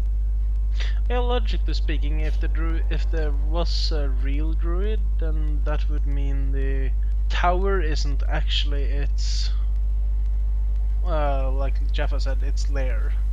Yeah, but I agree with you, but on the other hand, we did do a thorough sweep of the druid's chamber, or the druid's whatever the hell that cottage was called, and there was nothing there. There was holes that someone could shapeshift into and scuttle out of. Yeah, but yeah, also or that. There was no food or no clothing. It didn't have anything symbolizing that someone was actually living in that house. Yeah. Or something would be hidden in it. Yes, there were holes through which the druid could have shapeshifted and fled. I understand that was where Jaffa was leading up with what he said. But on the other hand, the druid... Yeah? I'm gonna go quickly, but just one thing I mentioned when someone was talking about druid. He said he served the Cenarian Circle. As I remember, sorry, I just remembered it talking about it. He serves what he claimed to serve, the Emerald Enclave, which I described as like Iron Circle. I don't know if I made that clear. Like, the actual entity he said he served was the Emerald Enclave. Oh, okay. I used the Cenarians. I used the Cenarians. They played Warcraft, so I used that as a comparison. Yeah, so, but we have a definite idea of the fact that he's a druid in that case, because I had the suspicion that he was actually the dragon. Yeah, I was thinking the same thing, but then I saw that apparently Lalan had recognized his garb. Yeah. Like how he was, so... He recognized his garb as part of the member of the Emerald Enclave. Yeah. So either the dragon is like hiding his appearance as well-established druid, which is unlikely. The druid is corrupt, or there is no druid, or all druids are like dragons in Warcraft. You can take human and maybe infiltrate certain. Yeah. And you're super cutting off. Indeed. Jaffa, before you go, one question about tomorrow. Miss was asking me if she's allowed to bring an alt, but from what I understood, you're just going for Jaina, because we have a save for Jaina? Yes, as we did as well, we have to use Anna's ult, which was the original plan to get a save. As we didn't do normal, we should all have saves for just Jaina. Oh, okay. So yes, as we're doing the achievement, and we do the full clear afterwards. The first two bosses are quite easy. So, as I know, some people want alt runs, possibly, but I prefer no alt runs, just get an achievement run. But if enough people stay on main and people don't mind, I don't mind a few ults. It's really not that bad. But the problem is, once I say a couple of people, I can't really say yes, no to everybody else. So I'd like to just have one rule, which is no ults, and then people can do alt run. Yeah, I understand. Again, I was asking for Miss. Like, as soon as I as I understood, we have a save from Jaina, so it's a mute point since we're going straight for her. Yes. Yes. As we do the achievement, as we do the full clear afterwards, the first two bosses are quite easy. So, as I know, some people want alt runs, possibly, but I prefer no alt runs, just get an achievement run. We are literally going to be. I thought Miss could speak here. That is Miss, the breaking up. Oh, Wub wub. her Yeah. microphone is fucked. The dubstep person is actually Miss. I thought it was Jeff. Hello? Now we can hear you. Okay. Hello. But Hello. yeah, I'm still here. Right. Well, if you have any other questions, put them on Discord and I'll try and answer them before next week. Okay. I'm gonna grab Chubby. Is there a dragon? There's a very, very big dragon. Is there a druid? Maybe even more than one. You don't know. Maybe the druid has a partner. Maybe the druid is the dragon's partner. No. Yeah, So we that. should go and kill Lalan. Wrong Kill, kill all the druids. Yes. All druids are actually dragons in disguise. Go purge them all. Let's start with Jaffabear. Yeah, I was Go for logging on World of Warcraft. I so- agree. I'm in Borreless. Come join me when you're. Well, guys, thank you very much for a very fun session. Thank you for letting me. Thank you for letting me hear everything and stuff. Well, I hope you enjoyed. Yeah. Sorry for the trauma. Hope it No, was fun and- for you. Cause it is for us. Like this is actually enjoyable for me. I know about you guys, but I'm having fun. Oh yeah, I enjoy it. Yeah, at first I was like, what the hell? What's it? What are they talking about? I didn't understand anything. But you kind of figured it out down the way. Yeah. Also, like, this is a 3-month journey now, I think. We started in December, I think. Okay. Yeah. We did. Quite a few stuff. We're in our third month. Wow. Yeah. But This it's weekly really stuff fun. is a starter campaign designed to get people into D&D for. You sound like a robot. Yeah, he's cutting off. His internet is shit. It Right. started a tiny campaign, and it grew from there. Yeah. And on that note, I'm gonna bugger off. Enjoy the rest of your evening, guys. See To ya. make cheers. Thanks for the session. Bye. Thank you guys. See ya. Cheers.